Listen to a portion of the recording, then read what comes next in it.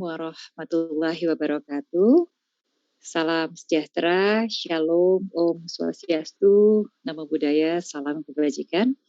Yang kami hormati telah bergabung di sini Ketua Himsijaya Bapak Dr. Widura Imam Mustopo MSI Psikolog, yang kami hormati yang akan bertindak nanti sebagai narasumber utama, pembicara utama, Dekan Fakultas Psikologi UI, Bapak Dr. Bagus Takwim M. Hum, yang akan bertindak nanti sebagai penanggap yang kami hormati Direktur Mercer Indonesia, Bapak Isdar Andre Marwan, yang juga tentunya sangat kami hormati Bapak-bapak, Ibu-ibu yang telah berkenan bergabung bersama kami siang hari ini di acara webinar Kampus Merdeka, Merdeka dari apa dan untuk apa, yang diselenggarakan oleh Mitra Psikologi Indonesia sebagai mitra dari Himsijaya.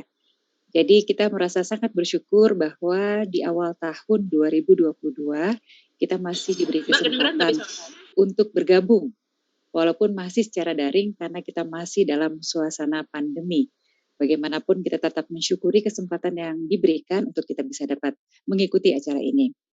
Bapak Ibu mungkin sudah menjadi pemahaman kita bersama bahwa konsep Merdeka Belajar Kampus Merdeka ini adalah sebuah konsep yang sesungguhnya bukan merupakan konsep baru karena ini sudah diluncurkan sejak 2 tahun yang lalu oleh Menteri Pendidikan dan Kebudayaan RI. Saat itu nomenklaturnya masih Menteri Pendidikan dan Kebudayaan ya.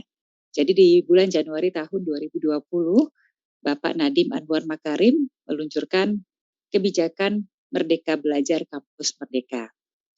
Nah, sudah 2 tahun berlalu, namun tampaknya masih banyak diskusi atau mungkin masih banyak juga pertanyaan mengenai utamanya penerapan. Ini bisa kita lihat dari sejumlah harapan yang disampaikan oleh para peserta yang sudah mendaftar di acara webinar ini. Bagaimana sih implementasinya gitu? Kalau dari yang sempat saya baca-baca nih ya, ada 2 hal yang ingin dicapai dari konsep Merdeka Belajar Kampus Merdeka ini, yaitu terciptanya kemerdekaan dan juga terciptanya kemandirian. Sementara ada 4 pokok kebijakan, yaitu adanya pembukaan prodi atau program studi baru, adanya sistem akreditasi perguruan tinggi yang mungkin harus dilihat kembali, perguruan tinggi dan badan hukum, serta hak belajar 3 semester di luar program studi. Itu adalah pokok-pokok kebijakan. Namun kembali, penerapannya seperti apa sih? Gitu. Nah, ini tampaknya menjadi PR ya utamanya untuk lembaga pendidikan dan dalam hal ini secara lebih spesifik lagi di perguruan tinggi. Bagaimana? Nah, dari diskusi-diskusi yang saya dengar, ada sejumlah pertanyaan misalnya seperti ini. Kok sepertinya arahnya lebih untuk mempersiapkan calon-calon tenaga kerja untuk bisa siap memasuki pasar kerja ya? Kalau emang seperti itu, terus gimana ya dengan belajar ilmu-ilmu murni atau ilmu terapan gitu, terus di jenjang sarjana seperti apa, di magister seperti apa, di doktor seperti apa. Nah, mungkin hal-hal yang teknis di lapangan ini yang masih jadi pertanyaan, dan itulah mungkin mengapa sampai saat ini setelah 2 tahun berlalu, masih banyak yang ingin tahu seperti apa sih implementasinya. Jadi kalau yang sempat kami baca di harapan yang sudah dituliskan oleh para peserta yang mendaftar, selain ingin membuka wawasan, menambah network, banyak yang ingin tahu mengenai implementasi. Nah, harapannya dengan hadirnya 3 narasumber di sini atau 3 pembicara, ya ada Dr. Widura sebagai Ketua Himsijaya bisa memberikan masukan atau perspektif dari profesi ya, karena beliau adalah pimpinan dari wadah asosiasi, itu kita bisa mendapatkan pencerahan dari beliau, kemudian utamanya dari Pak Dekan nih ya, di tingkat universitas perguruan tinggi implementasinya seperti apa, dan dari dunia kerja kami percaya bahwa Mas Isdar juga bisa memberikan pandangan. Jadi harapannya setelah kita mendengarkan sambutan atau paparan dan juga tanggapan dari ketiga pembicara tadi, maka pertanyaan-pertanyaan atau harapan-harapan yang telah dituangkan oleh para peserta webinar ini somehow bisa terjawab. Baiklah Bapak Ibu, untuk mempersingkat waktu, maka kita segera mendengarkan terlebih dahulu sambutan yang akan disampaikan oleh Ketua Himsijaya kepada yang kami hormati Bapak Dr. Widura Imam Mustopo MSI Psikolog. Dipersilakan.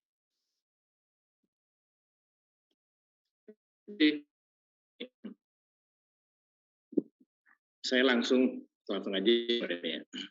Assalamualaikum warahmatullahi wabarakatuh. Salam sejahtera, salam Om Swastiastu, Namo Buddhaya, salam kebajikan. Yang saya hormati para senior, saya tadi lihat banyak senior yang sudah hadir.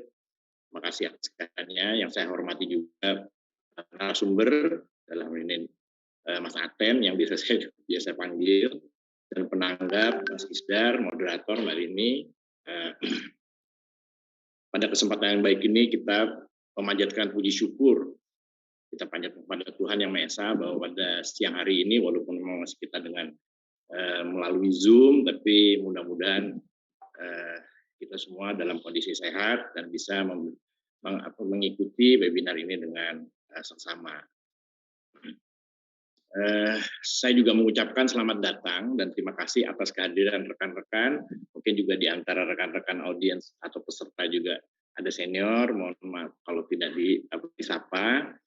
Memang menarik dalam webinar kali ini, ya, dalam webinar siang ini kita akan membahas suatu isu yang bertema tentang Merdeka Belajar, Kampus Merdeka yang sering yang populer dengan istilah MBKM.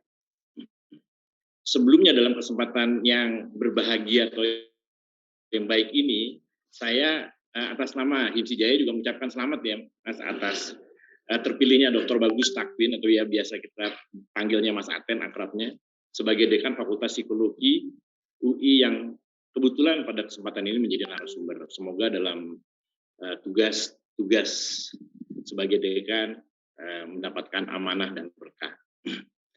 Webinar kita membahas suatu isu yang hangat dan aktual, terutama di lingkungan perguruan tinggi, yaitu tentang Merdeka Belajar, Kampus Merdeka, yang merupakan program unggulan dari Kemendikbudristek yang mengacu pada Peraturan Mendikbud nomor 3 tahun 2020. Dari peraturannya berarti kita sudah 1 tahun lebih melaksanakan ini. Yang memberikan hak kepada mahasiswa 3 semester untuk dapat belajar di luar program studinya. Situasi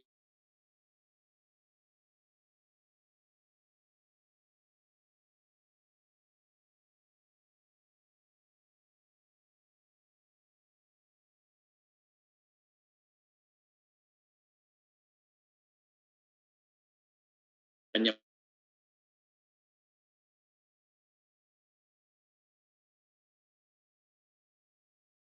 berbagai.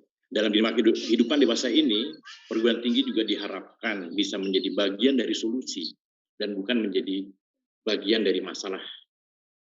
Perguruan tinggi diharapkan bisa memberikan solusi untuk memecahkan permasalahan yang penting, bersifat empiris. Tujuan ini dapat dicapai dengan hilirisasi hasil penelitian dan pengabdian yang didorong dengan adanya program MBKM. Harapannya seperti itu. Nah, HIMSI Jaya menyadari kondisi ini dan memberikan peluang sebesar-besarnya bagi semua stakeholder yang berperan dalam dunia psikologi, khususnya pengguna dan jasa layanan ilmu kita ini. Nah, kunci penting ke depan bagi penguatan kompetensi profesi kita adalah kreativitas dan inovasi. Sudah jelas. Dan hal ini juga menjadi kunci penting untuk memastikan pembangunan Indonesia yang berkelanjutan. HIMSI Jaya mengharapkan bisa mengembangkan kerjasama dengan berbagai fakultas terkait agar para mahasiswa psikologi bisa dipersiapkan menjadi pembelajar sejati yang terampil, lentur, dan ulet sesuai dengan tuntutan saat ini. Sehingga mereka bisa menjadi lulusan yang tangguh, relevan dengan kebutuhan zaman, dan siap menjadi pemimpin dengan semangat kebangsaan yang tinggi. HIMSI Jaya berupaya mengambil posisi menjadi partner bagi fakultas psikologi di wilayahnya untuk memberikan kesempatan luas bagi mahasiswa untuk memperkaya dan meningkatkan wawasan serta kompetensinya di dunia nyata sesuai dengan passion dan cita-citanya. Pembelajaran saat ini sudah tidak hanya lagi terkungkung di ruang belajar yang sempit seperti ruang kelas, namun untuk menjadikan individu yang kompeten kita membutuhkan semesta belajar tak berbatas. Nah, anggota HIMSI Jaya dengan berbagai latar belakang tentunya dapat memfasilitasi menjadi ladang aplikasi, bisa ikut membimbing atau membina dalam program Kampus Merdeka ini. Seperti kegiatan magang, kebencanaan, penelitian, kewirausahaan, proyek mandiri, dan proyek-proyek kemanusiaan tentunya menjadi alternatif yang positif bagi kegiatan ini.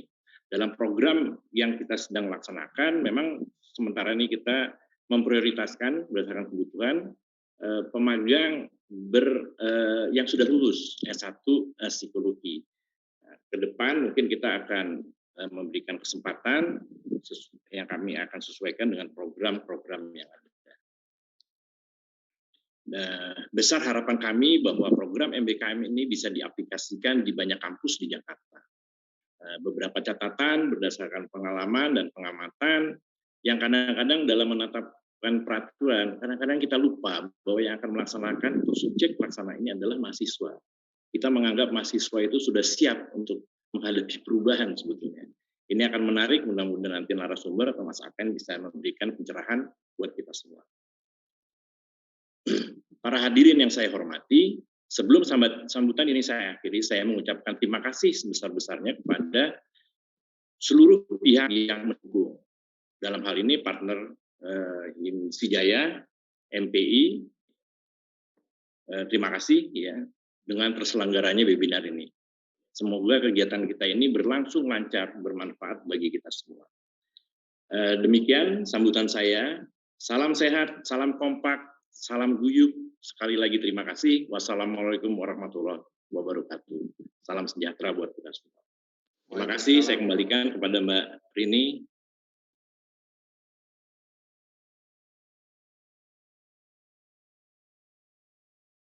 Masih di mute kayaknya, Mbak.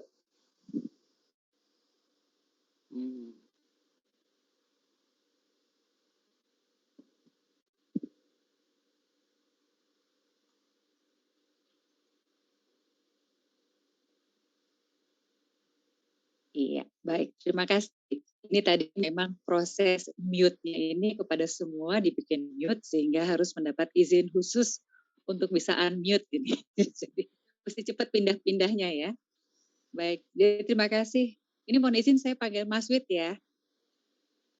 Jadi dan saja nanti Pak Dekan juga mohon izin kalau saya panggil Mas Aten, kemudian penangkapnya Mas Isdar gitu ya, karena kita sehari-hari memang aturan tidak formilnya itu panggilan tertinggi itu Mas, Mbak gitu, Abang gitu ya, supaya lebih nyaman komunikasinya. Jadi terima kasih Mas Wid yang telah membuka diri ya, Pak Haji, untuk memberi kesempatan dalam implementasi Merdeka Belajar Kampus Merdeka, misal utamanya dalam kegiatan magang. Baik, Bapak Ibu yang kami hormati, maka kini kita akan bersama-sama memasuki sesi untuk menyimak pemaparan dari narasumber, yaitu Dekan Fakultas Psikologi UI, Bapak Dr. Bagus Takwin M. Hum, yang later on saya mohon izin akan panggil sebagai Mas Aten.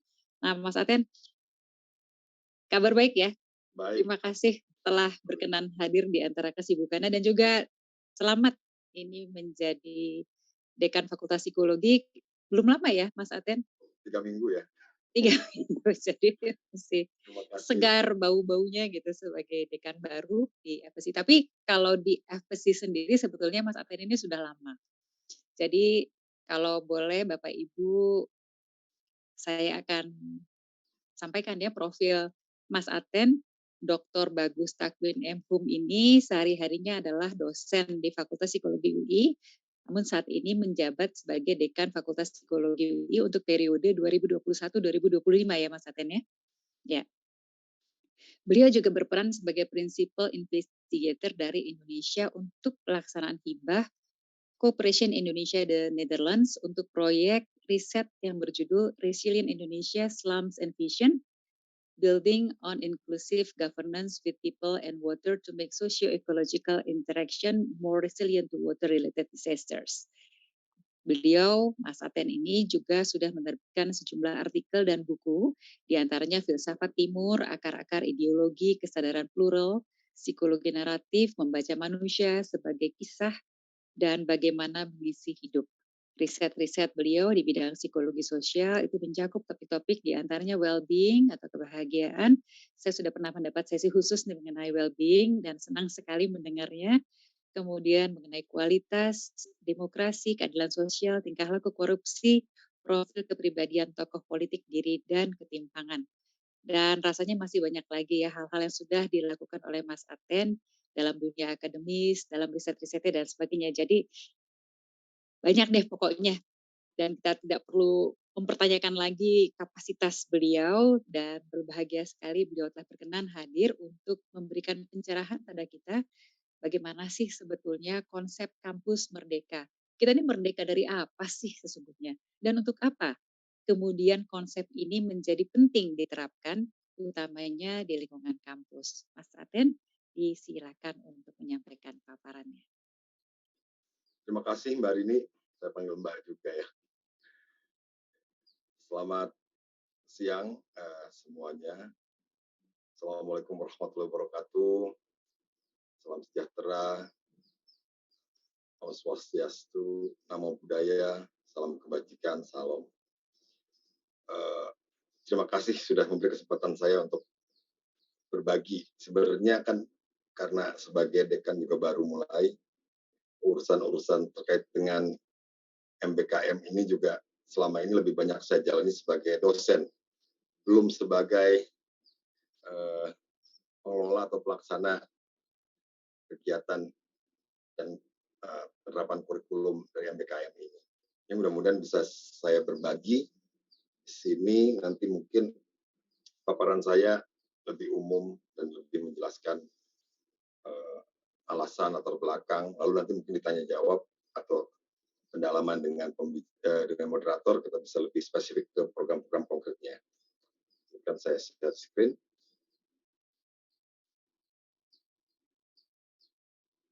Ya, sudah muncul ya mudah-mudahan tentang Merdeka Belajar Kampus Merdeka. Ya, sudah. Ya, saya kira baik untuk berangkat dari pengertian yang sudah disampaikan dulu oleh pemerintah, ya, oleh Kementerian Pendidikan, Kebudayaan, Riset, dan Teknologi sekarang tentang Merdeka Belajar Kampus Merdeka ini.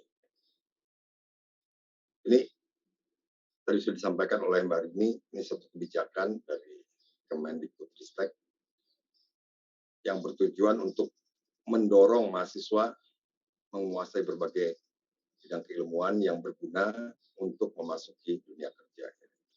Jadi di sini yang diberi penekanan, kita mendorong mahasiswa untuk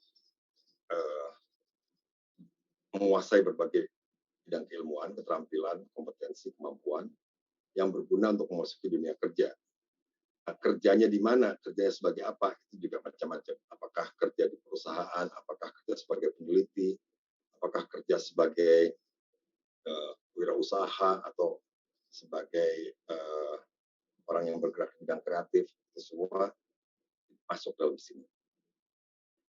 Nah, ini sebenarnya kalau kita lihat dari kurikulumnya, itu si Merdeka Belajar Kampus Merdeka itu bagian dari keseluruhan sistem pendidikan, sejak PAUD hingga perguruan tinggi. Bahkan yang mau disasar itu ya pembelajaran seumur hidup ya, lifelong learning. Jadi kita nggak bisa mengisolasi atau memahami si kebijakan Merdeka Belajar Kampus Merdeka ini sebagai satu entitas yang tersendiri. Dia harus dipahami sebagai satu bagian dari keseluruhan kurikulum. Dan ini harusnya kalau kita bayangkan idealnya itu, ini kelanjutan dari pendidikan di tahap-tahap sebelumnya, dari PAUD, ke TK, ke SD, SMP, SMA, baru ke perguruan tinggi. Cuman memang karena sekarang baru diterapkan dan sudah ada anak kuliahan, sudah ada mahasiswa, sudah ada pendidikan di perguruan tinggi yang berjalan, dan kemudian karena kebijakannya harus berlaku serentak, segera, wah ini yang paling berat di tingkat perguruan tinggi nih. Kan kalau dari konsepnya itu penguatannya sejak dari PAUD masuk SD, SMP, SMA, dan seterusnya ya. Harapannya ada akumulasi dari kemampuan, keterampilan, kompetensi, pemahaman, bagaimana bisa memahami persoalan-persoalan di masyarakat sejak kecil sampai dewasa. Tapi sekarang seperti mulai dari awal lagi. Meskipun kita juga tidak bisa menafikan atau menghilangkan kontribusi dari pendidikan terdahulu yang menggunakan kurikulum sebelumnya. Pasti sudah ada juga akumulasi pengetahuan. Cuman memang karena agak drastis ini di tingkat perguruan tinggi, mahasiswa itu kaget. Yang lebih kaget lagi kami dosen-dosennya. Kami udah belasan, ada yang puluhan tahun mengajar dengan cara-cara tertentu. Pengelola juga menjalankan pendidikan di perguruan tinggi dengan cara-cara tertentu yang sudah mungkin jadi tradisi. Tiba-tiba berubah cukup drastis. Nah, ini persoalan kita. Sehingga kita juga bingung nih. Kalau untuk di angkatan awal ini apakah cukup nanti mereka belajar kampus Merdeka ini kita andalkan untuk bisa menghasilkan lulusan seperti yang diharapkan gitu. Ya nanti tentu kita juga harus melakukan penyesuaian awal dulu dari kurikulum lama ke kurikulum baru. Nah, ke depan nanti harapannya kalau sudah jalan semua dari PAUD sampai pendidikan tinggi itu akumulasi kekuatan dan keutamaan karakter, kompetensi, keahlian segala macam yang diharapkan itu bisa didapat. Jadi memang penting sekali melihat ini sebagai bagian dari keseluruhan sistem pendidikan ya. Nah, pertanyaannya kemudian biasanya adalah kenapa perlu ada fasilitasi dorongan pada mahasiswa untuk menguasai berbagai keilmuan yang berguna untuk menguasai dunia kerja tadi. Kenapa nggak spesialisasi aja? Kenapa nggak udah dilatih mereka secara khusus? Kan nanti bentuknya itu macam-macam. Jadi ada magang atau praktek kerja. Ini di Fakultas Psikologi udah jalan. Pertukaran pelajar nasional dan internasional. Bisa juga nanti mirip seperti double degree, tapi sebenarnya tetap nanti lulusnya dari Fakultas Psikologi UI. Di 3 semester terakhir kita kerjasama misalnya dengan Maastricht University, Radboud University di Belanda atau dengan UQ. Mahasiswa itu nanti bisa aja di 3 semester terakhir itu ambil kuliahnya di luar negeri. Sekarang pun udah ada yang ya tapi masih belum lama. Biasanya kemarin tuh ada sebulan, ada yang 3 bulan untuk ambil kuliah di luar di Amerika untuk pertukaran pelajar. Dan bidangnya bisa berbeda dari bidang yang didalami di sini gitu ya. Ada yang magangnya itu di tempat-tempat yang mungkin juga nggak nyambung ya. Anak psikologi belajar desain juga ada. Terus ada yang namanya studi khusus, belajar independen. Itu kita mulai kerjasama dengan beberapa perusahaan. Di Indonesia itu ada Google, ada Bukalapak, ada Tokopedia. Mereka menawarkan pada mahasiswa untuk melakukan studi di perusahaan-perusahaan itu dalam bidang minat yang disukai oleh mahasiswa. Jadi studi sendiri itu juga ada. Kemudian bisa bikin proyek kemanusiaan. Kalau ternyata melihat ada misalnya kemiskinan di daerah tertentu, mahasiswa ingin mengentas kemiskinan, mereka bikin programnya. Bisa juga bikin wirausaha, coba-coba bikin warung kopi yang bisa memberikan keunikan atau pengalaman baru, bisa juga. Jadi ada banyak bentuknya. Bahkan kalau mau bikin proyek sendiri, nggak di institusi atau lembaga atau perusahaan pun masih dibolehkan. Jadi semuanya dan bidangnya bisa beragam. Jadi bidangnya bisa beragam, bisa macam-macam, tidak selalu harus sama atau sejalan dengan jurusan yang mereka ambil di universitas masing-masing. Nah ini kenapa begitu? Jadi ada studi-studi dalam psikologi dan juga pendidikan tentang karir itu yang menunjukkan bahwa orang-orang yang sukses itu dia mencapai kesuksesannya melalui jalan yang memutar ya. Dari pengalaman di berbagai bidang, coba lalu sampai pada satu kekhususan secara mendalam baru dia tekuni di ujung-ujung. Nah, jadi ada kebutuhan untuk mengumpulkan dulu beragam keterampilan atau pengalaman sebelum nanti dia fokus pada spesialisasi. Nah, itu nanti kemudian disesuaikan dengan karakter dan kekuatan-kekuatan yang ada pada diri orang itu, pada mahasiswa itu.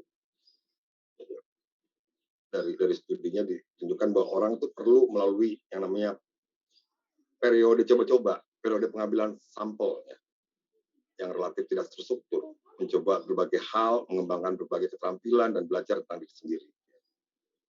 Ini kemudian mereka baru mendalami.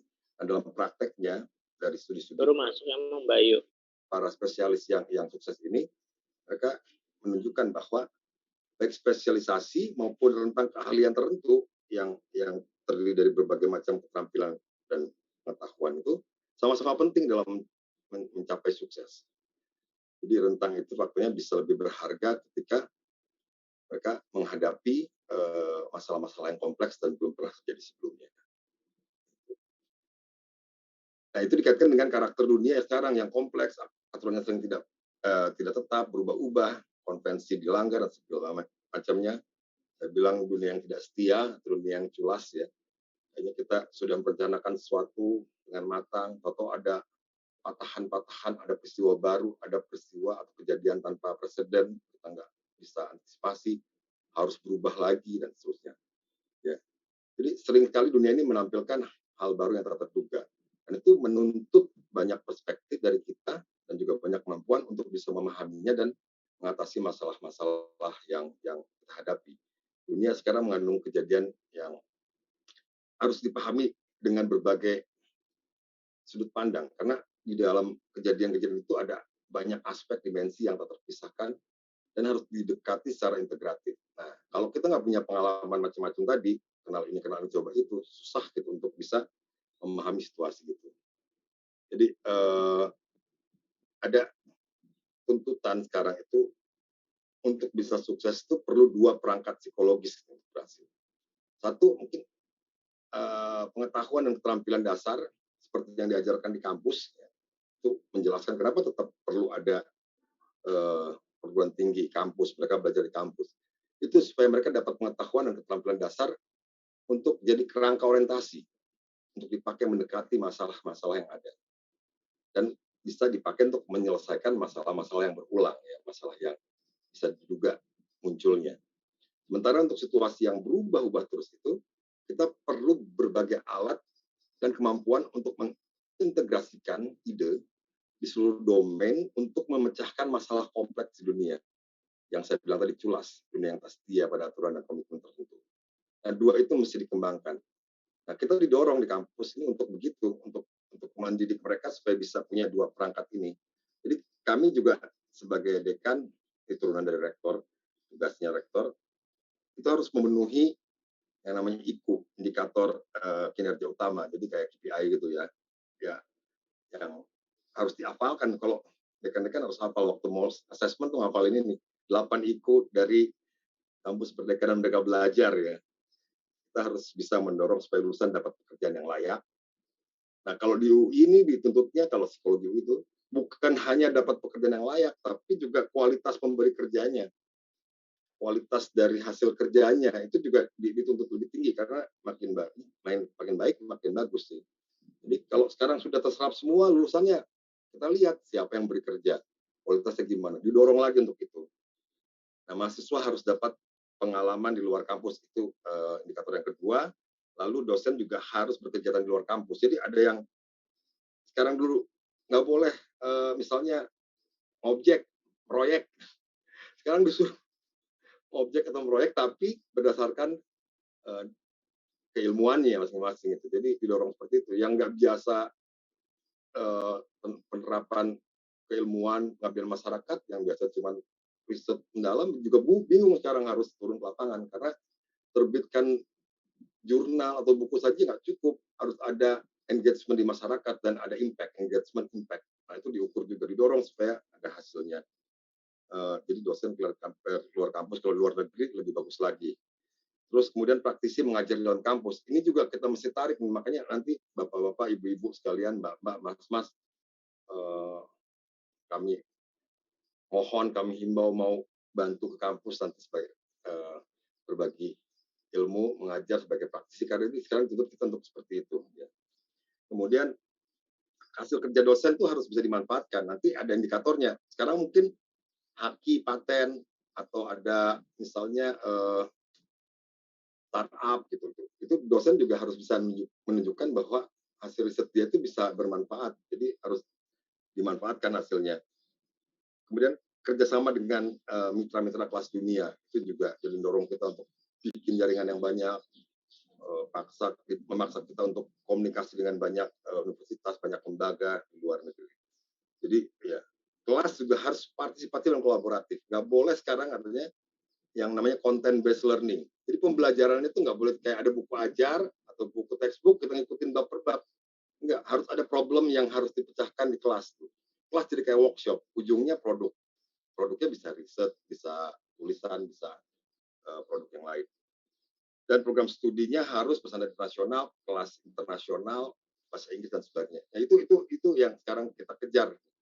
Nah, memang kemarin setahun sudah mulai coba-coba dikerjakan, tapi sekarang semua itu harus terpenuhi dengan standar tertentu pada saat mulai 2002 dan pada saat mulai saya dilantik. Jadi kayaknya salah. Kalau semangat salah waktu nih. Untung teman-teman ini sangat kuat. Mudah-mudahan bisa kita jalankan ini dulu ini. Mungkin itu dulu, nanti lebih lanjut bisa kita bahas di diskusi ya, Mbak Rini ya. Siap. Menarik ya. Jadi ini sambil belajar nih. Masih kaget-kaget ya, Mas Aten ya. Kan baru yang tadi yang ngajar aja kaget-kaget gitu dengan MPKM gitu. Sebagai dosen. Tapi ini bagus lah, jadi momentum yang pas mudah-mudahan ya. Jadi ini adalah pendekatan seperti yang ini sepertinya relevan dengan disampaikan oleh Mas Wid di awal tadi pada saat sambutan ya. Jadi perguruan tinggi tidak hanya sebagai menara gading saja. Ya. Jadi dia betul-betul blendingnya semakin kelihatan nih. Gitu. Dari sisi ini tidak hanya belajar saja tapi perlu memutar untuk bisa sukses, diberi pengalaman, diberi mencicipi sampel-sampel, kesempatan mencicipi sampel. Nah, kalau mahasiswanya mungkin bisa lebih lentur ya.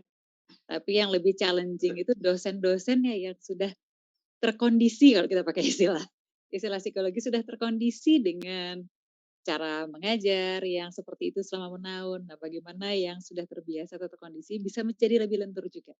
Bahkan mungkin utamanya dosennya dulu ya, dosennya, kemudian perangkatnya, untuk bisa memahami dan melenturkan diri sehingga lebih mudah untuk kemudian mengakomodir ini dan memberi pelajaran kepada mahasiswanya. Baik, ini nanti kita akan coba dalami lagi. Nah, mungkin kita boleh beralih dulu ya ke Mas Isdar nih sebagai penanggap. Mas Isdar, tadi kan Mas Aten sudah menyampaikan nih gitu. Ini challenging nih, tapi challenge yang menarik. Kalau teman saya suka ada yang bilang ini is a good problem. It's a good problem. Jadi kita melihatnya dari sisi yang selalu positif. Kalau dari dunia kerja sendiri seperti apa sih gitu? Sehingga bisa nyambung nih antara yang dimintakan di perguruan tinggi dengan yang sebetulnya menjadi kebutuhan nyata di dunia kerja. Nanti kita akan elaborasi sama-sama setelah mendapatkan potongan-potongan informasi dari masing-masing narasumber. Silakan Mas Isdar. Ya, baik. Terima kasih Mbak Rini. Selamat siang menjelang sore. Assalamualaikum Bapak dan Ibu semua. Senior-senior, dosen-dosen saya, teman-teman semua. Saya izin share ya Mbak Rini ya.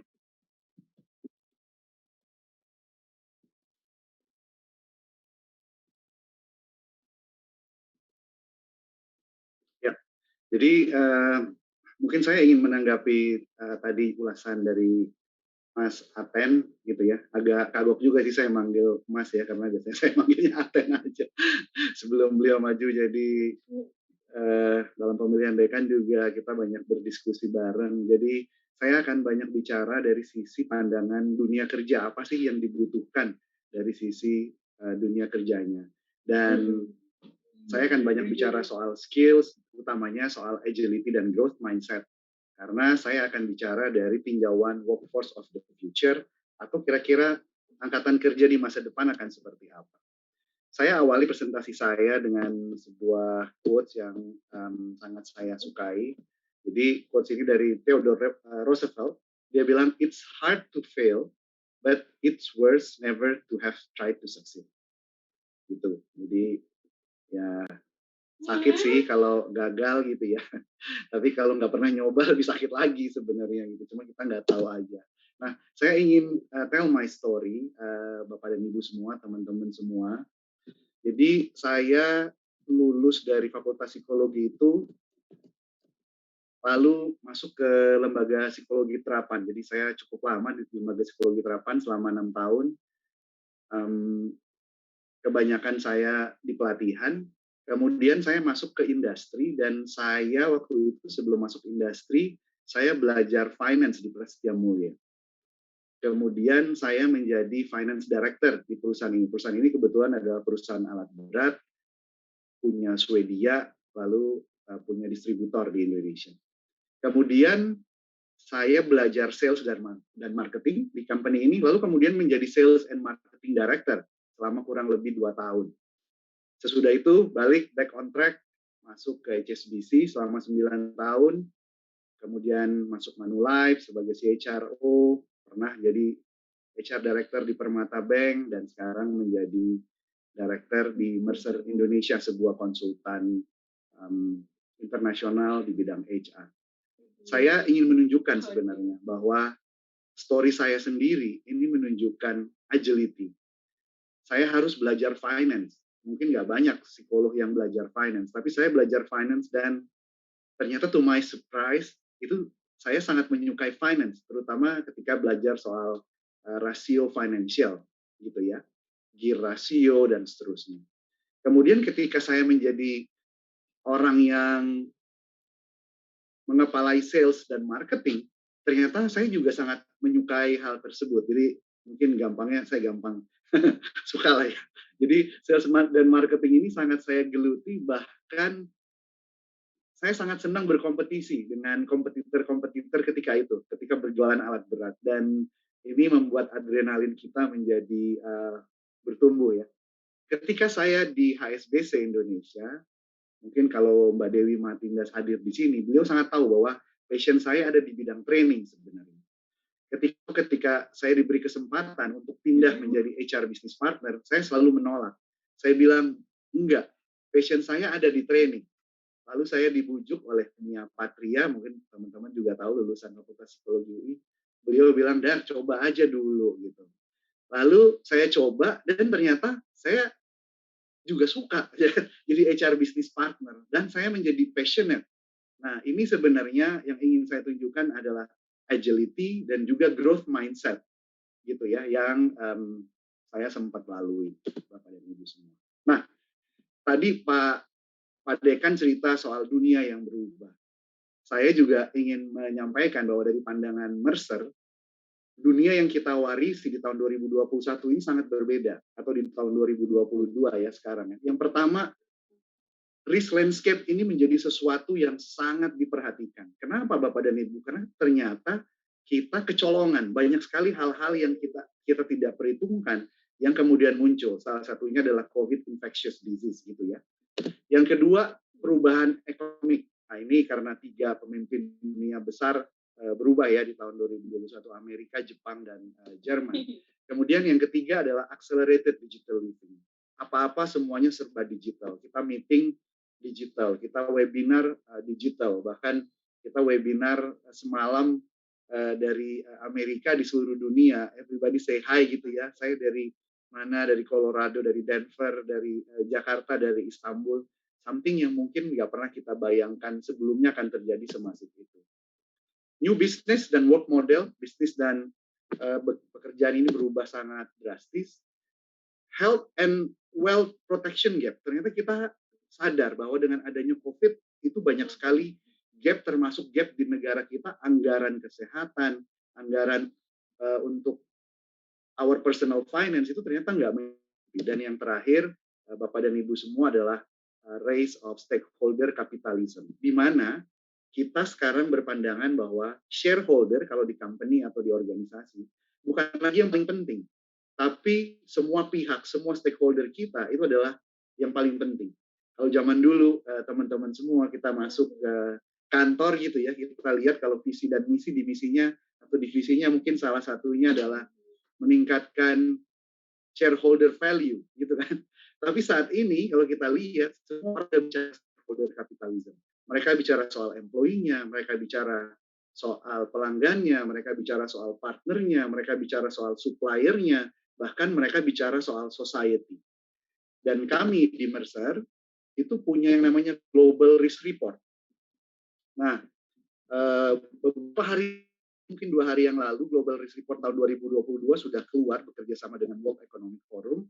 Tapi yang ingin saya bahas mungkin yang hasil 2021, karena mohon maaf, 2022-nya belum selesai saya baca. Jadi kalau kita tahu, risk itu selalu dilihat dari likelihood, kemungkinan terjadi dan impact dampaknya. Kalau kita lihat likelihood-nya, yang paling mungkin terjadi risiko di masa depan, dan ini risikonya sampai 10 tahun ke depan, Bapak dan Ibu, ini adalah semua yang berhubungan dengan climate, semua yang berhubungan dengan environment. Jadi climate action failure, human environmental damage, extreme weather, itu bisa terjadi. Tapi kalau kita lihat sumbu impact-nya, yang bisa terjadi itu adalah infectious disease, itu yang paling berimpact gitu ya. Dan Bapak dan Ibu sekalian, di tahun 2022 rasanya sekilas saya baca ada social action risk yang muncul.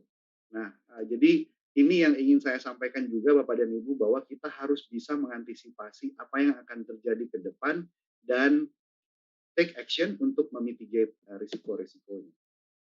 Ada beberapa tren, global talent trend di human resources yang kita lihat, tapi saya ingin pinpoint ke race to reskill. Ya. Nah, mungkin sebelum kita mulai, mohon bantuan nih Mbak Rini, saya mau ngajak Bapak dan Ibu biar nggak satu arah gitu ya. Mungkin boleh menebak gitu. Pre-pandemic, berapa persen dari workforce yang eksekutif lihat itu bisa beradaptasi dengan new world of work? Silakan, itu tulis di chat box saja ya, Mas Silakan Isdar tulis ya. di chat box saja, mohon bantuannya Mbak Rini untuk bacain hasilnya. Ya, silakan. Silakan Bapak dan Ibu. Ditulis berapa, tadi pertanyaannya Mas Isdar boleh diulang supaya bisa lebih dipahami berapa oleh persen eksekutif ngelihat ini berapa persen workforce atau angkatan kerja yang siap untuk beradaptasi dengan new world of work. Oke.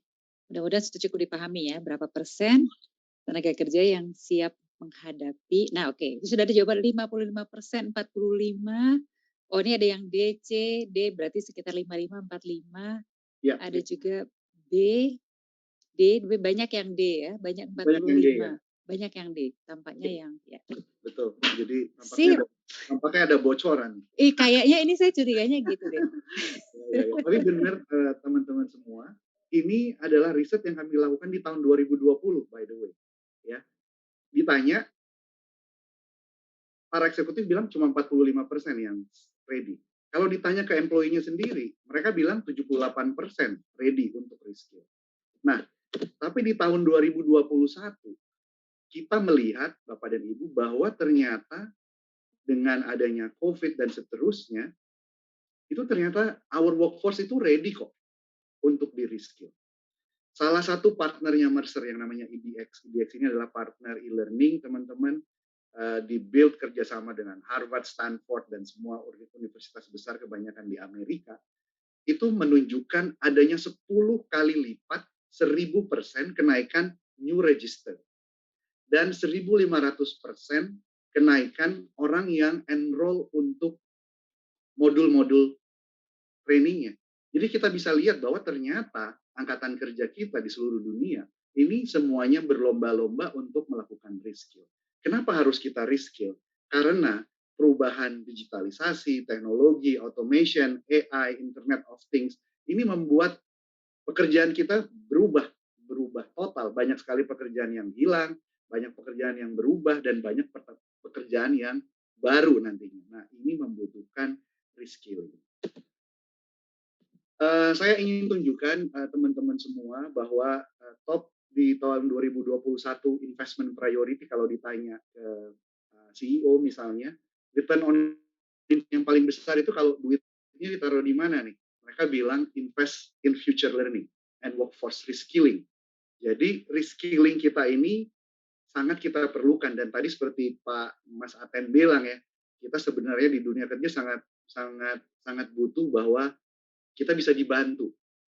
At least mindset, at least skills tertentu itu sudah ditanamkan ketika mereka belajar di kuliah.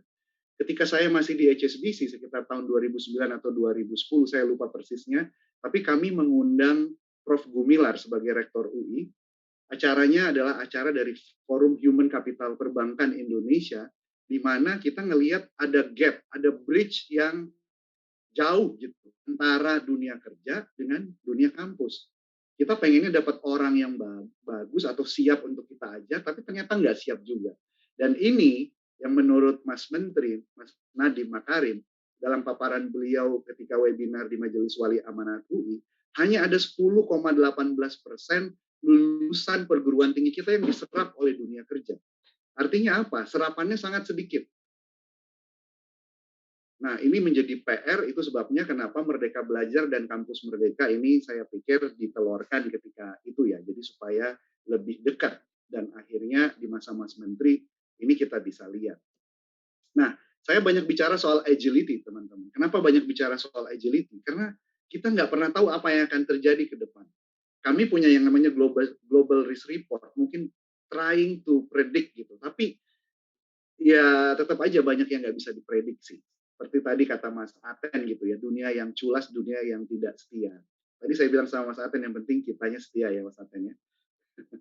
Nah, kalau kita bicara soal agility, kalau ditanya ke orang, apa sih agility itu Mas? Gitu. Nah, agility itu yang pertama paling banyak orang bilang itu adalah agility teaming. Dan ini akan banyak terjadi Bapak dan Ibu ke depan di dunia kerja kita. Tim yang dibentuk, dibubarin, dibentuk, dibubarin sesuai dengan kebutuhannya. Yang kedua adalah agile workforce. Agile workforce ini bisa berarti orang yang bisa dideploy ketika kita membutuhkan gitu. Misalnya contingent worker yang kita sebut sebagai gig workers. Ini yang nanti akan juga banyak masuk ke dunia kerja. Yang berikut 24% bilang adalah agile workers. Pekerja yang punya broad skills. Nah, yang berikut organization design-nya yang agile nih. Nggak perlu struktur yang terlalu solid gitu. Mereka bisa bikin tim atau squad yang berubah setiap saat sesuai kebutuhan. Dan yang terakhir adalah agile work practice. Nah, ada beberapa hal yang ingin saya tekankan di slide ini, teman-teman semua. Yang pertama adalah 76% dari company itu pengennya strategi talentnya adalah build from within. Jadi mereka maunya hire dari bawah, lalu di-build naik ke atas. Dan angka ini, kalau saya lihat angka Indonesia, angkanya bahkan lebih besar. Angkanya di atas 90%. Artinya apa? Artinya akan banyak orang yang diserap di level paling bawah di organisasi, lalu kemudian di-build oleh organisasinya ke atas. Mudah-mudahan ini bisa dibantu oleh perguruan tinggi. Yang berikut, 58% adalah contingent worker, 77% ini nanti bilang, eksekutif bilang yang akan banyak bermain itu 3 tahun lagi justru contingent workers. Menurut McKinsey, Deloitte, Indonesia adalah negara nomor 2 atau nomor 3 yang angkatan kerja mudanya itu senang untuk melakukan contingent workforce. Mereka nggak permanen kerja di salah satu company, gitu ya. Jadi, saya katakan skills are the new currency, teman-teman semua. Kalau ditanya skills-nya apa aja sih yang diperlukan, ini adalah menurut riset kami di tahun 2021, yang paling diperlukan adalah self-prioritization skill atau self-management skills. Nomor 2-nya adalah collaboration skills. Nomor 3-nya adalah growth mindset. Karena kita perlu belajar banyak hal yang baru dan kita harus punya kepercayaan atau mindset bahwa saya ini nggak statis, saya ini nggak fix. I can learn new things. Yang berikut adalah digital dexterity, kemudian ada inclusiveness, empathic management, inspiration, engagement skill, dan yang terakhir adalah openness untuk new skills, gitu ya. Nah, teman-teman semua, Bapak dan Ibu, kenapa kita harus act sekarang? Karena impact dari otomasi dan AI dan ke workforce kita. Pace of technology, rendering skills. Bapak dan Ibu bisa lihat, sebelum pandemi, skills yang banyak dan cukup mahal di market itu adalah skills bagaimana kita menjual langsung ke klien. Tapi ketika pandemi terjadi, skills ini dengan cepat menjadi obsolete. Skills yang lalu muncul adalah misalnya leading virtually, collaborativeness gitu ya, collaborative skill. Itu yang muncul menjadi skills yang baru yang sangat diperlukan. Jadi kita bisa lihat bahwa Kalau kita belajar sesuatu, kita belajar skills, ini bisa berubah dengan sangat cepat. Dan mungkin yang bagian yang terakhir adalah skills juga menjadi EVP, Employee Value Proposition. Saya ketika merekrut terakhir, tim saya, ini saya rekrut lulusan dari University of British Columbia di Vancouver. Pertanyaan dia agak mengejutkan, karena ketika saya memberi kesempatan dia bertanya, anak ini bertanya dengan pertanyaan, Mas, kalau saya join Mercer, kira-kira saya bisa ditingkatkannya gimana caranya, di mana? Nggak ada pertanyaan yang lain sebelum itu. Jadi kita bisa lihat bahwa peningkatan skills ini sekarang menjadi part dari employee value proposition. Nah, saya foto nih teman-teman di depan tokonya Verizon. Ini saya foto di Seattle ketika saya mengantar anak saya sekolah di bulan September ya. Kenapa Verizon? Karena Verizon ini adalah company yang melist down skills-nya yang mereka punyai dari seluruh karyawannya. Jadi yang mereka lakukan adalah ketika Verizon di seluruh mall, seluruh outlet ditutup karena pandemi, mereka bisa mengalihkan 20.000 karyawannya untuk melakukan sales, telesales, telemarketing, dan juga melakukan servicing, customer service lewat digital. Nah, ini adalah contoh kalau kita punya agility. Jadi ini organisasinya yang kebetulan agile ya. Mereka bisa memindahkan orang-orangnya dari satu tempat ke tempat lain yang lebih pressing, lebih urgent needs-nya. Nah, ini yang perlu dilakukan oleh organisasi, dan tentu saja teman-teman, kalau organisasinya begitu, tentu saja karyawannya, orang-orang yang bekerjanya perlu juga agile. Nah, ini satu ramalan kami di Mercer, dan sepertinya ini sudah banyak kami lihat. Kalau dulunya kita ngelihat di organisasi itu, di perusahaan itu, orang selalu berpatokan pada yang sebelah kiri, tradisional. Apa-apa semua backbone-nya itu adalah job. Job grading, job evaluation, job analysis, kemudian kalau kita promosi juga within our job family. Tapi kalau kita lihat yang evolving dan leading, ini adalah company-company di mana orang masih tetap di jobnya, tapi udah punya kesempatan untuk apply, ikut project, ikut mengerjakan pekerjaan di luar jobnya atau di luar job family-nya. Dan ramalan kami di masa depan yang akan kita lihat future focus adalah kita nggak lagi stay di satu job. Kita itu justru harus punya skills yang dibutuhkan oleh company kita. Karena pekerjaan itu nanti based on project. Project dibuka, siapa yang mau apply? Isdar apply, Aten apply, Mbak Rini apply, siapa yang dipilih? Kalau kita nggak punya skills yang mumpuni, dan kita nggak akan masuk ke situ. Gitu. Nah, jadi ini yang kita sebut sebagai talent marketplace atau talent platform. Ini udah banyak kami lihat terjadi di dunia usaha. Teman-teman, sekali lagi, talent in fixed roles, ini adalah apa yang ada pre-pandemic. Talent sesudah pandemik adalah yang di tengah, hybrid, antara ada di roles-nya tapi juga boleh move. Tapi nanti di future, target, kita akan lihat talent itu fully flow. Jadi dia akan bisa beredar kemana aja. Jadi kalau saya misalnya orang HR, saya bisa ikut nanti project-nya marketing. Saya orang HR, saya bisa ikut nanti project-nya operation. Gitu. Nah, dan yang terakhir Bapak dan Ibu, semalam kami melakukan pre-launching buku dari salah seorang partner kami di Mercer, namanya Rafin J. Sutasan. Beliau menulis buku bersama John Bodro. John Bodro, by the way, is Profesor Emeritus dari University of Southern California. Judul bukunya adalah Work Without Jobs. Jadi benar-benar kita ini akan masuk ke dalam era masa di mana kita akan masuk ke organisasi perusahaan di mana jobnya udah bukan lagi menjadi hal yang paling penting atau sangat penting. Skills nanti akan menjadi sangat penting. Nah, agility means moving quickly, decisively, mau situasinya berubah seperti apa, we keep remain calm, dan juga bisa produktif. Growth mindset adalah belief bahwa kita ini bisa develop. Ini tadi yang ingin saya sampaikan. Nah, Bapak dan Ibu, saya ingin menutup paparan saya, tanggapan saya terhadap apa yang disampaikan oleh Mas Aten dengan sebuah quotes, challenge are what make life interesting. Tantangan membuat hidup ini menjadi sangat menarik. Tapi overcoming that challenges is what makes life meaningful. kata orang Makassar, kebetulan saya pakai baju batik pinisi nih, jadi kayaknya kurang oke ya kalau nggak menyampaikan quotes dari Makassar. Jadi saya selalu ditanamkan pemahaman bahwa tidak akan lahir pelaut yang unggul di laut yang tenang. Terima kasih. Wabillahi taufiq wal hidayah. Wassalamualaikum warahmatullahi wabarakatuh. Waalaikumsalam warahmatullahi wabarakatuh. Tantangan menarik ya, tapi yang berarti kalau bisa mengatasi tantangan. Kalau lautnya tenang-tenang aja, ya kurang menantang gitu ya. Walaupun ada loh orang yang lebih suka di laut yang tenang. Mas Aten, saya balik ke Mas Aten lagi ya. Nah, tadi kan sebetulnya kita senang sekali sudah diperkaya dari sudut pandang dunia kerjanya langsung gitu. Jadi saya garis bawahi skills itu new currency. Jadi yuk reskill terus deh, tambahkan terus keterampilannya. Tapi terus mau dapat di mana gitu. Nah, sebelum masuk ke dunia kerja kan berarti dunia pendidikan ya sebelumnya. Makanya tadi titip-titip nih ke Mas Aten. Jadi kembali lagi ke Mas Aten, ini formula-formula apa yang mungkin sudah sempat disiapkan oleh Bapak Dekan yang baru ini, walaupun masih baru, tapi kan udah lama nih di dunia pendidikan.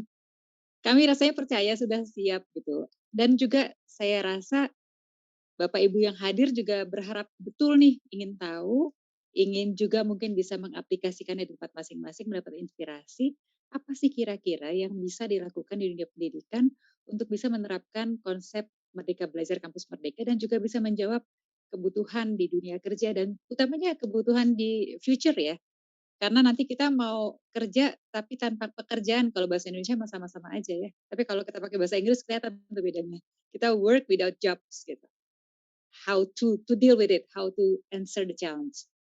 Silakan Mas Aten, kembali ke Mas Aten. Ya, perlu ditekankan dulu bahwa ini juga baru dijalankan ya, jadi kita belum klaim berhasil, tapi kita sudah mempersiapkan beberapa pendekatan, metode dan cara.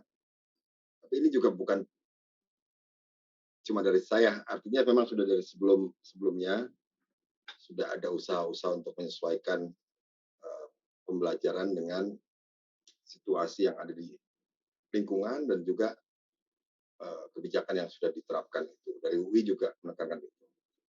Pertama tadi yang saya sampaikan, pembelajarannya jadi berbasis pada outcomes. Outcomes dalam pengertian manfaat dari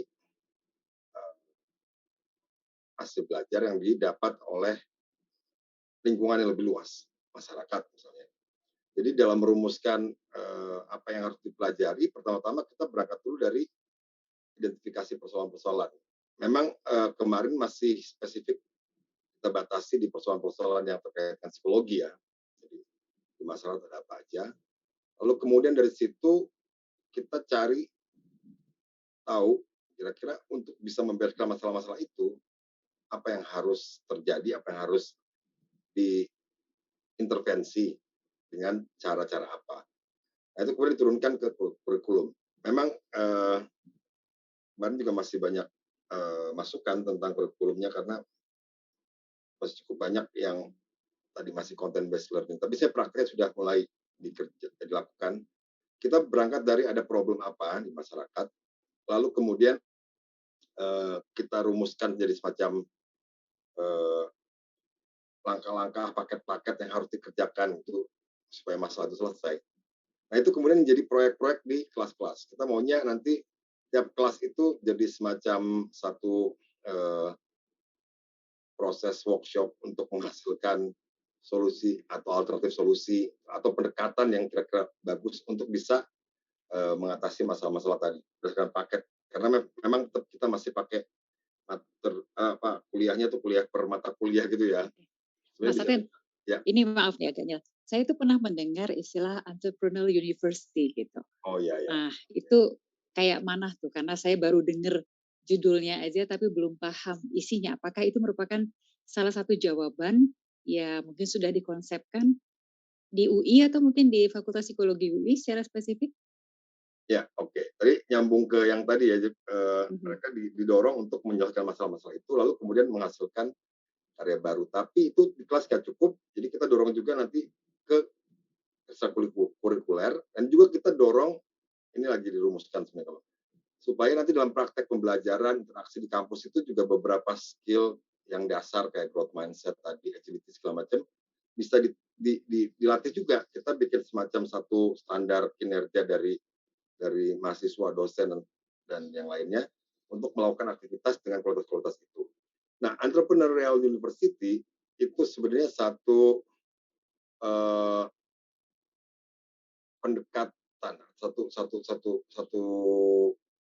model penyelenggaraan universitas ya. Itu berangkat dari, mungkin kalau saya bisa share sedikit, berangkat dari pemahaman tentang peran universitas.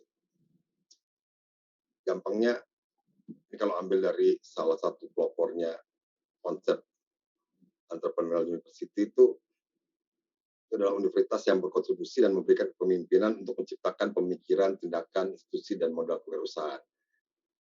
Jadi ini harus dibaca lengkap ya, kepemimpinan, pemikiran, tindakan, institusi, dan modal kewirausahaan. Jadi semuanya.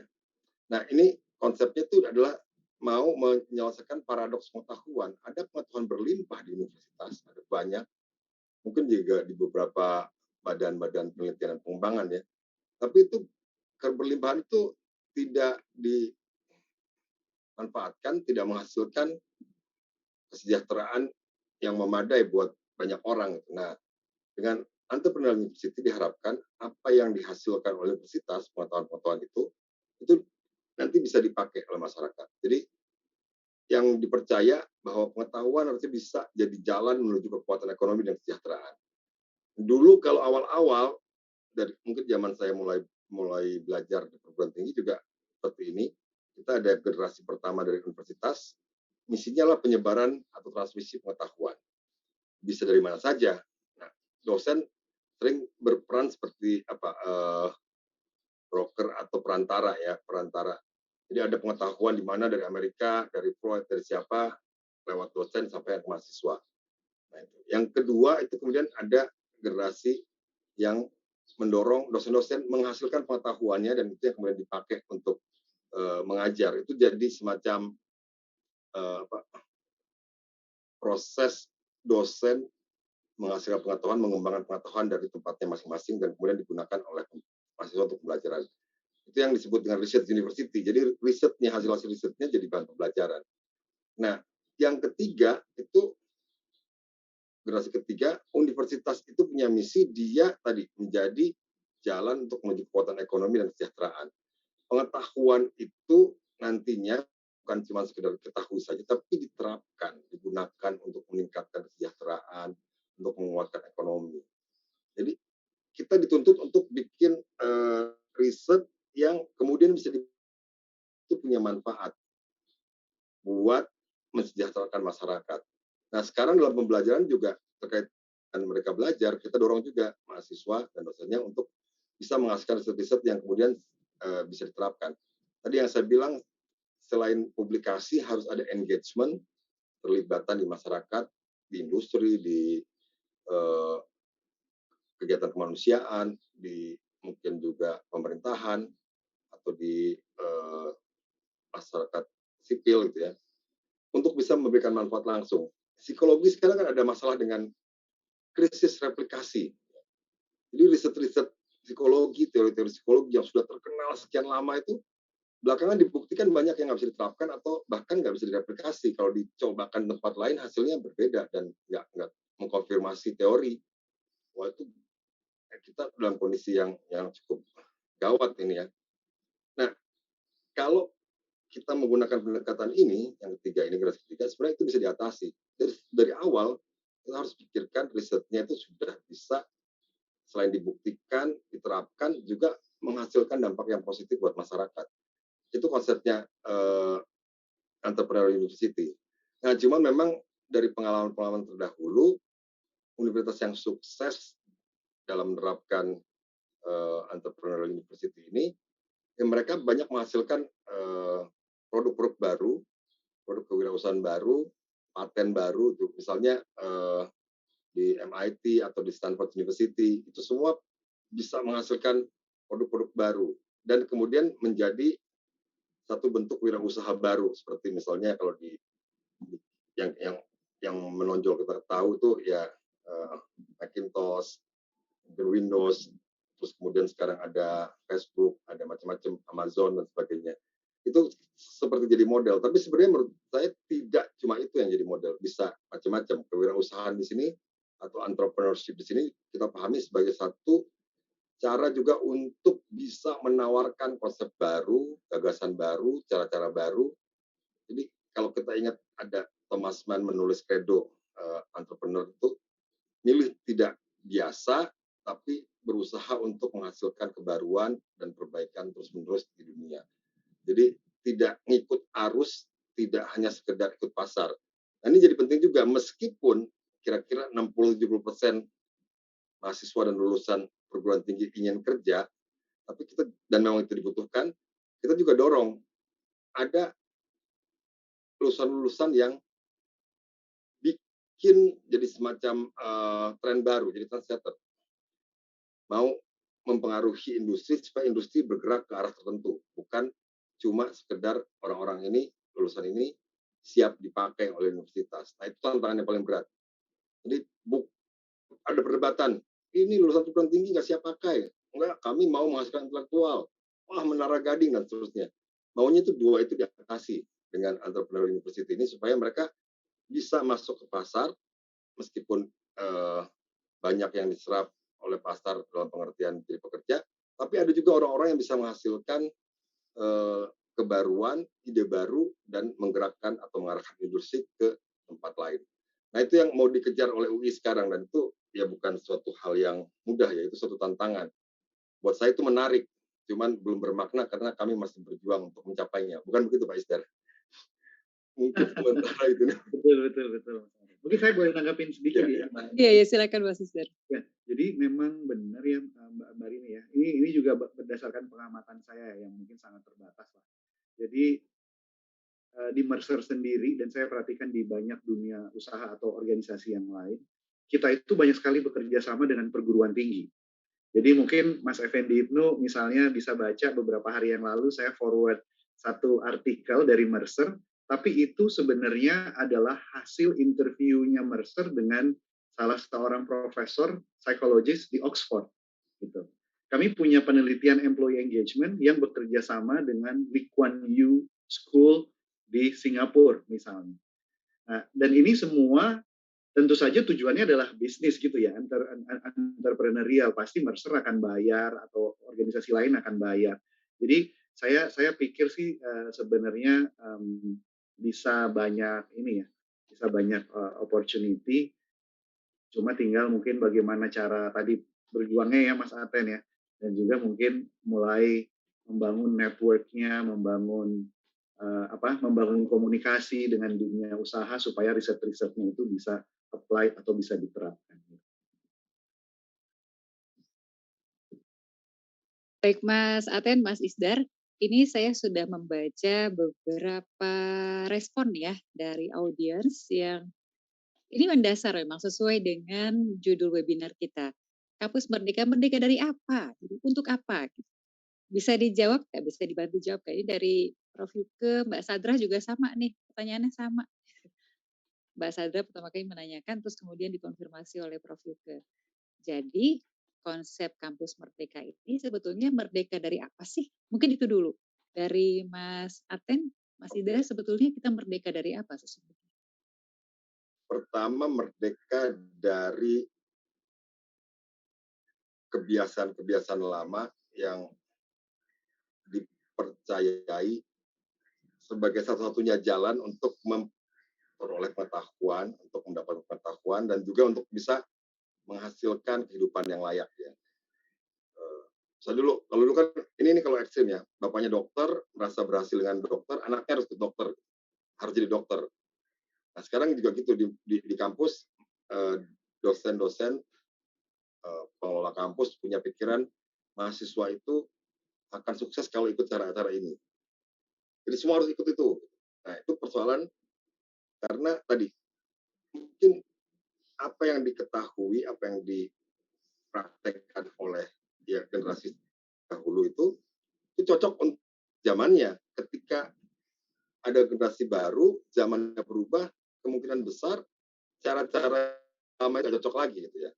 Jadi ini mengingatkan saya pada nyatanya Khalil Gibran ya, tentang orang tua, tentang anak ya ke orang tua tapi ini bisa kita pakai juga analog untuk kampus. Anakmu itu adalah penghuni rumah masa depan yang bahkan tidak bisa kau kunjungi dalam pikiranmu. Bahkan dipikirin aja orang tua nggak kebayang. Nah, kalau kita berharap si mahasiswa ini nantinya bisa menghasilkan hal baru yang sekarang belum kita pikirkan, yang mungkin juga nggak akan bisa kita pikirkan, karena kita punya ruang lingkup dan rentang pengetahuan seperti sekarang, maka kita harus sadar bahwa ruang lingkup pemahaman kita sekarang, apa yang kita punya sekarang nggak cukup buat dorong mahasiswa untuk menghasilkan hal-hal baru. Dia harus diberi kesempatan baru yang mungkin nggak bisa kita jalani, tapi mereka punya kesempatan dan bisa, supaya mereka dapat pengalaman yang membawa mereka pada insight-insight baru dan menghasilkan ide-ide baru, proyek-proyek dan produk-produk baru. Nggak kepikiran sama kita dulu model-model metaverse sekarang ya, mungkin juga internet atau model-model pembelajaran online kayak sekarang itu dulu nggak kepikiran. Ada Netflix, ada apa, tapi ada orang-orang yang kreatif bisa menemukan itu. Nah, kita perlu sadar juga bahwa bimbingan kita itu bukan bimbingan yang menentukan patok jalan yang mereka akan jalani, tapi memfasilitasi, membuat mereka lebih mau nyoba tadi, membuat mereka bisa melihat ada berbagai kemungkinan, melatih growth mindset. Tadi Bu Yuke bilang harus dari kuliah dibiasakan untuk growth mindset. Iya, setuju. Nah, mereka harus merdeka dari cara-cara atau semacam, ya, kalau kita dulu mental set yang menyatakan untuk itu harus begini. Bisa juga cara-cara yang lain. Tentu nanti ada persoalan etis juga harus dijaga ya. Tapi secara garis besar sebenarnya terbukaan itu harus ada dulu. Kita membuat mereka punya kapabilitas, kemampuan untuk mengenali persoalan di kenyataan, kemampuan untuk bisa kemudian mencari-cari alternatif solusi dari permasalahan itu, lalu kemudian menghasilkan solusi itu dan menerapkannya. Kapabilitas itu yang kita dorong ke mereka, bukan langkah-langkahnya. Gitu. Nah, itu. Meskipun tetap kalau kita memang nggak pernah bisa lepas 100% juga mahasiswa itu di awal tetap ada pembimbingan. Tapi tadi juga di kelas-kelas itu mulai dibiasakan tadi bikin proyek, bikin pembelajaran berdasarkan masalah yang harus diselesaikan. Kalau dunia tiap hari berubah, menghafal atau mempelajari keterampilan lama itu jadi lebih kecil kemampuannya. Tentu yang dasar-dasar kayak istilah atau apa untuk bahasa pergaulan ilmiah tetap penting untuk dikuasai, tapi sisanya mereka harus bisa terbiasa menghadapi situasi baru yang terus-menerus berubah. Ya. Jadi menjawab pertanyaan mendasar yang sesuai dengan judul webinar kita, merdeka dari apa? Utamanya itu merdeka dari pemikiran-pemikiran lama yang mungkin mengungkung kita untuk bersikap terbuka ya. Jadi mindset-nya ini yang kita bebaskan. Kalau dulu kita meyakini ini sebagai satu-satunya jalan yang benar, maka pada saat kita dihadapkan pada realita bahwa sesungguhnya perubahan itu sebegitu cepatnya dan sebegitu radikalnya, maka kita harus melahirkan orang-orang yang siap menghadapi perubahan yang saat ini mungkin tidak mampu kita duga. Bahkan dengan entah dengan penelitian yang seperti apa. Iya gitu. Jadi karena sebegitu mendasarnya perubahan tersebut. Jadi itu dulu ya yang mendasar. Yang kita ubah adalah cara berpikir. Yang kemudian turunannya bisa memberi pengaruh pada cara kita bersikap dan berperilaku. Itu hal yang sangat mendasar. Nah, selanjutnya saya membaca pertanyaan dari Mas Effendi. Ya, tadi Mas Isdar sudah menyebutkan mengenai contingent workers ya, yang permanen versus kontrak. Talent fully flow. Kemudian ini flow work ini ya, yang agile, hybrid. Namun itu semua kan future. Nah, in the meantime untuk Indonesia gimana? Di mana manufacturing workers begitu dominan. Percepatan untuk reskilling, upskilling pekerja kita bagaimana caranya? Silakan Mas Isdar. Ya, baik. Makasih banyak Mas Effendi. Wah, ini Mas Effendi teman diskusi yang asik. Jadi, mungkin tadi pertanyaannya itu in the future. Tapi to be precise gitu ya Mas Effendi ya. Hal-hal tersebut udah berlangsung saat ini. Dan kita bisa lihat model-model seperti ini bukan hanya di perusahaan yang based on teknologi, di fintech atau di startup, tapi kita juga sudah lihat di perusahaan-perusahaan konvensional. Di sebuah bank milik negara, mereka punya dua struktur. Ya, struktur yang satu yang ada di networknya, branches, regional, itu masih sama seperti sekarang. Jadi ada kepala region dan segala macam. Tapi ketika mereka masuk ke kantor pusatnya, dan ini salah satu bank yang paling besar di Indonesia gitu ya, ketika mereka masuk di kantor pusatnya, itu semuanya udah agile organization. Dan talent flow-nya sudah kelihatan. Kita bicara misalnya soal Genius di BTPN, ini sudah terjadi. Kalau saya mungkin bisa cerita company misalnya yang very future oriented, misalnya under Sinarmas Group, gitu. Itu banyak sekali yang sudah melakukan hal-hal seperti ini. Jadi ini bukan sesuatu yang sangat jauh, memang belum terlalu banyak gitu ya, tapi ini sudah kita lihat berlangsung saat ini sekalipun. Gitu. Tadi pertanyaan keduanya apa ya Mbak Rini? Maaf, you are on mute, Pak. Iya, ini memang harus cepat ya. Pindah-pindah ini unmute gitu. Tadi kalau boleh dikatakan ya future itu sekarang, future now gitu. Gitu. Bahkan dalam memahami konsep future pun juga udah harus baru di pemahamannya. Nah, sekarang ini di Indonesia kan manufacturing workers begitu dominan. Percepatan reskilling upskilling pekerja kita gimana? Ya, jadi upskilling gimana? Nah, ini mungkin perlu share juga ya Bapak dan Ibu ya. Jadi berdasarkan riset kami di Mercer, kita juga bisa melihat dunia kerja kita di Indonesia itu menghadapi tantangan yang besar. Karena di beberapa sektor, di beberapa industri, misalnya di life sciences ya, pharmaceutical, mining, itu banyak sekali orangnya yang udah sangat berusia lanjut dan akan segera pensiun. Itu gimana caranya? Gitu. Nah, ini tadi yang saya cerita bahwa strategi talent, apakah harus rekrut baru atau mau pakai gig workers, dan memang berdasarkan riset kami kemarin di tahun 2021 itu yang jadi fokus company-company di Indonesia untuk melakukan workforce perubahan atau reshuffling workforce-nya gitu ya. Mereka lihat kembali model workforce-nya. Nah, tadi gimana caranya upskilling, reskilling? Sekarang yang paling banyak di offer ini adalah yang melalui lewat teknologi ya. Mungkin mirip seperti Merdeka Belajar. Tadi kalau Mas Aten sampaikan merdekanya itu apa sih? Kalau buat saya ini more like sama seperti karya zaman sekarang kita teknologi dan gampangnya karena yang saya ceritakan ini adalah partnernya Mercer, jadi saya tahu persis gitu ya. Mereka punya teknologi yang namanya Learning Experience Platform atau LXP. Intinya apa? Itu mirip seperti Netflix. Saya belajar hal yang saya mau pelajari. Jadi don't push me to learn anything yang you think important for me. No. Ini saatnya saya yang memilih apa yang harus saya pelajari. Jadi kalau zaman dulu, ketika mungkin zamannya Mas Effendi, zaman saya pertama kali baru kuliah gitu ya, baru bekerja, itu kita selalu dibilang, ini kurikulumnya waktu baru pertama kali masuk tahun pertama harus ngambil training apa aja gitu ya. Nah sekarang udah nggak bisa seperti itu. Jadi benar-benar kita bisa lihat tadi dari perusahaan-perusahaan yang saya sebutkan juga, itu bahkan mereka boleh ngambil pelatihan apa aja, pelatihan memasak kek, pelatihan benerin sepeda, itu nggak apa-apa. Jadi benar-benar dibebasin. Dan ini semua difasilitasi oleh teknologi gitu ya Mbak Rini. Jadi kalau dulu kita misalnya selalu harus training face to face, saya pikir nanti modelnya juga akan hibrid lah, sama seperti kerja kita modelnya akan hibrid, itu juga akan hibrid gitu ya. Dan mungkin tanggapan saya yang terakhir tadi ke Prof. Yuke ya yang soal growth mindset.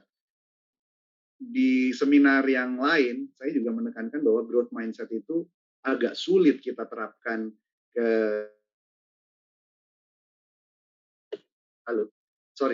agak sulit kita terapkan ke our student mindset kalau di universitas sendiri kitanya juga nggak agile dan kita nggak growth mindset gitu. Jadi ini yang juga perlu kita lakukan gitu, terapkan. Kita bukan cuma apa yang ada sekarang, tapi kita bisa lebih dari itu. Mungkin itu Mbak Rini tanggapan dari saya. Ya, siap. Terima kasih. Kami juga beri kesempatan nanti untuk open mic sambil menunggu Bapak Ibu yang akan mengajukan pertanyaan secara langsung. Ini sudah ada pertanyaan dari Pak Abdul Ghafur. Mungkin bisa ke Mas Aten nih ya. Sebenarnya MBKM ini kurikulum atau program kegiatan sih gitu ya. Kira-kira mana yang lebih bagus dari sisi efektivitas dan pengawasan antara mahasiswa magang di luar kampus dengan menghadirkan berbagai jenis mini industri, mini perusahaan, laboratorium dalam kampus sebagai tempat praktikum mahasiswa. Mas Aten silakan. Ya, ini kurikulum, tapi kurikulum dalam pengertian yang lebih luas ya, bukan kurikulum seperti yang dulu itu cuman istilahnya itu adalah semacam instruksi untuk melakukan aktivitas di kelas semata ya. Jadi ini jadi dulu ada banyak berkembang tuh, ada learning by design, mungkin juga ada experiential learning, problem based learning dan sebagainya. Nah, itu semua adalah bentuk-bentuk pendekatan untuk masukkan kurikulum pembelajaran. Nah, sekarang kurikulum itu mengikuti konsep pembelajarannya. Jadi pembelajaran itu belajar apa? Pembelajaran dan pendidikan itu mengikuti tujuan dari masyarakatnya, kita mau mencapai apa gitu. Nah, diturunkan ke situ ternyata pembelajaran yang dianggap penting sekarang, tadi juga sudah disampaikan oleh Pak Isdar, adalah pembelajaran yang mendorong orang-orang itu bisa punya kesiapan, keterbukaan pikiran, mindset-nya bisa berkembang, siap gagal. Tadi kalau kutipan yang pertama itu berat, tapi lebih berat lagi kalau lebih susah lagi kalau nggak pernah mencoba gitu ya, nggak pernah. Nah itu sebenarnya itu ungkapan mengindikasikan orang yang menyampaikannya itu punya growth mindset. Ya. Kalau orang yang punya growth mindset itu dia gagal dianggap pembelajaran. Jadi setiap penampilan adalah proses belajar. Kalau orang yang punya mindset tertutup, yang pendekatannya sistem dirinya lebih menganggap dirinya tuh sudah fix begitu, gitu. Ini kan dari Carol Dweck ya. Itu setiap kali mau tampil tuh harus tampil bagus banget. Jadi harus siap-siap. Memang kadang-kadang kita dapat penampilan yang memukau dari orang seperti itu, tapi begitu dia gagal sekali dia bisa drop. Nah itu jadi problem kalau menghadapi dunia yang sekarang terus-menerus berubah dan nggak selalu bisa dihadapi dengan cara-cara yang itu. Di titik yang dekat dengan penampilan bisa ada perubahan yang tak terduga. Kalau dia nggak siap, dia terus gagal, kemudian jadi putus asa. Tapi kalau orang yang punya growth mindset itu tiap kali dia berhasil dia evaluasi, bisa jadi motivasi untuk berkembang. Kalau dia gagal, itu jadi pembelajaran terus-menerus. Nah, kita berharap juga begitu. Mahasiswa itu diberi kesempatan untuk mencoba banyak hal, gagal, berhasil itu dialami terus-menerus, tentu didampingi, ada semacam, kalau di training experiential learning ada debriefing, kalau di sini ada pendampingan. Nah, jadi kurikulum itu mencakup kegiatan yang macam-macam. Kurikulum mencakup tujuan pembelajarannya apa. Tujuan pembelajaran dalam hal ini bisa yang sangat spesifik, bisa juga luas. Nanti ujungnya dia bisa apa yang bisa dikerjakan. Nah ini yang Merdeka Belajar Kampus Merdeka itu memang ujungnya itu diharapkan punya dampak yang signifikan bagi masyarakat. Nah lalu ditarik ke sini. Untuk bisa punya dampak itu belajarnya apa? Untuk bisa belajar seperti itu harus ada fasilitas apa? Untuk bisa menjalankan itu harus ada kurikulum seperti apa? Jadi kurikulum mencakup program dan kegiatan di dalamnya, memang gitu. Tadi yang disebut ada laboratorium mini di dalam kampus juga itu didorong. Ada kelompok-kelompok wirausaha atau kelompok-kelompok yang mau bikin startup itu juga didorong. Makanya nanti kami juga mau ajak misalnya yang bikin startup apa gitu, rencana online atau bahkan yang Tokopedia yang bikin ruang guru itu kita ajak untuk bantu mahasiswa tuh belajar dari situ. Jadi membuka aja. Jadi kita juga dalam menjalankan kurikulum juga mesti growth mindset tadi tuh. Siap-siap aja tiba-tiba harus mengubah kurikulum di tengah-tengah. Itu yang jadi problem kami. Karena susah gitu ya. Karena ngurusin ribuan anak kalau cuma 10, 50 masih ini. Tapi mudah-mudahan tantangannya bisa diatasi. Iya, siap ya. Jadi emang yang utama kalau kita mau tarik dasarnya itu yang utama banget itu di mind-nya ini yang mesti didobrak, siap, kemudian sikap mentalnya untuk karena kita sudah betul-betul pandemi ini sebetulnya merupakan pelajaran yang luar biasa ya. Bahwa siap nggak siap ya siap gitu loh. Ya Iya. harus siap. Hikmah Gak ada dari cerita. pandemi. Iya hikmah daripada kalau kita bisa membaca alam, ya, kita bisa membaca alam, kita disadarkan bahwa kita harus dalam posisi siap dalam menghadapi apapun yang mungkin belum pernah kepikiran sama kita seumur hidup. Itu yang kemudian membuat di dunia pendidikan juga harus ditanamkan sikap-sikap seperti itu. Ini ada tanggapan dari Mbak Sandra sebagai konfirmasi saja kayaknya. Kayaknya di dunia kerja karyawan perlu memastikan bahwa yang direkrut itu memiliki passion for learning yang tinggi supaya bisa fleksibel memasuki dan meresapi skill baru ini sehubungan dengan reskilling tanpa passion for learning yang tinggi. Rasanya Mas Isdar juga belum sampai nih posisi U-nya Mercer ya kan gitu ya. Iya. Jadi harus punya passion for learning yang tinggi. Benar Mbak Sandra. Jadi saya sangat setuju ya. Tapi Mbak Rini mungkin habis saya tanggapin ini. Tadi saya lihat Prof juga angkat tangan mungkin mau Ini boleh langsung juga loh. Itu open mic kalau misalnya ini. Saya tanggapin Mbak Sandra sebentar ya. Silakan. Prof Yuke ya. Jadi memang benar Mbak Rini.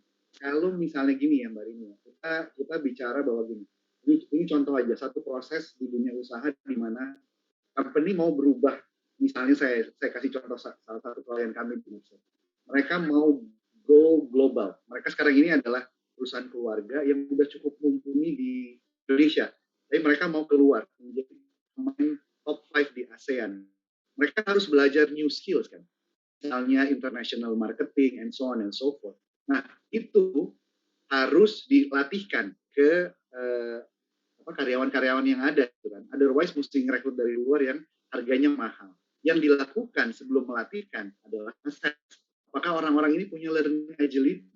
Nah, ini yang diperlukan karena kita tahu nggak semua orang juga mungkin itu passionate atau segala macamnya gitu ya. Jadi memang passion for learning Mbak Sadra bisa saya pastikan bahwa itu juga menjadi salah satu yang sekarang menjadi hal yang penting gitu ya.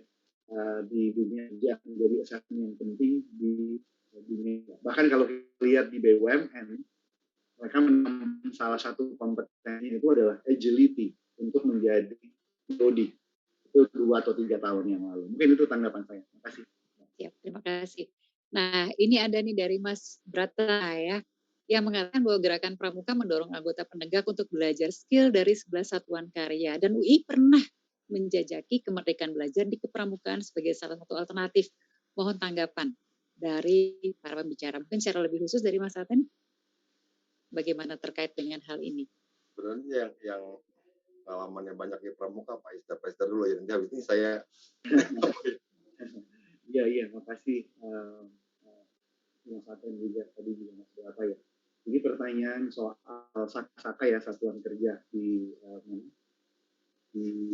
pramuka. Saya pikir ini juga bisa menjadi salah satu cara di kampus gitu ya. Bahkan kalau kita bicara ya Mas, walaupun saka itu adanya di penegak, tapi tentu saja ketika kita mulai dari siaga, penggalang sampai ke penegakan juga, itu sebenarnya juga bisa dilakukan gitu. Jadi kita bisa mencoba gitu. Misalnya saya mencoba saka bahari gitu, yang berhubungan sama perikanan, kelautan.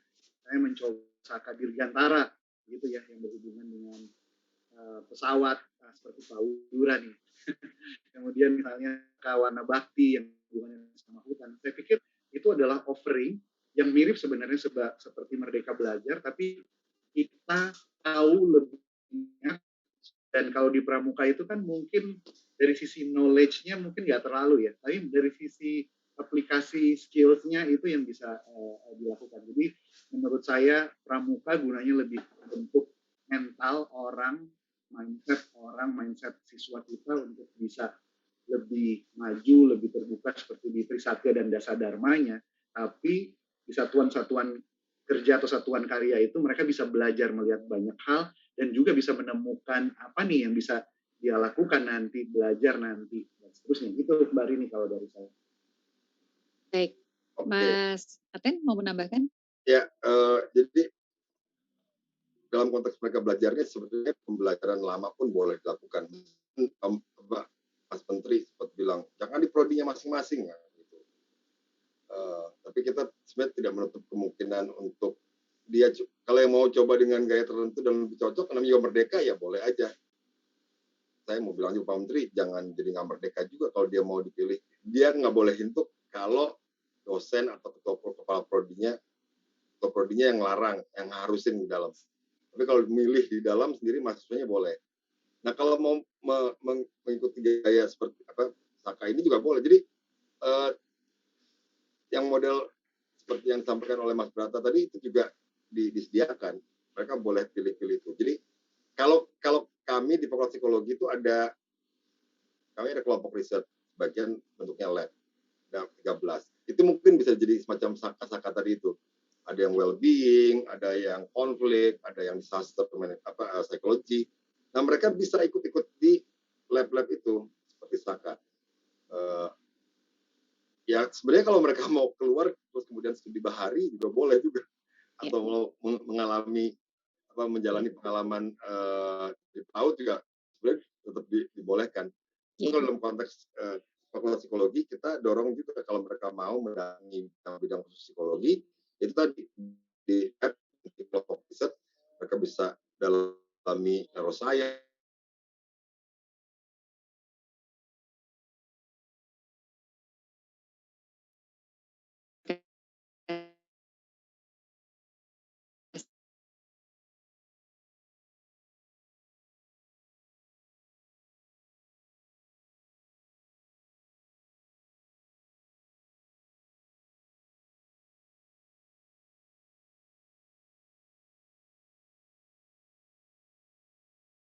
Mas Idar.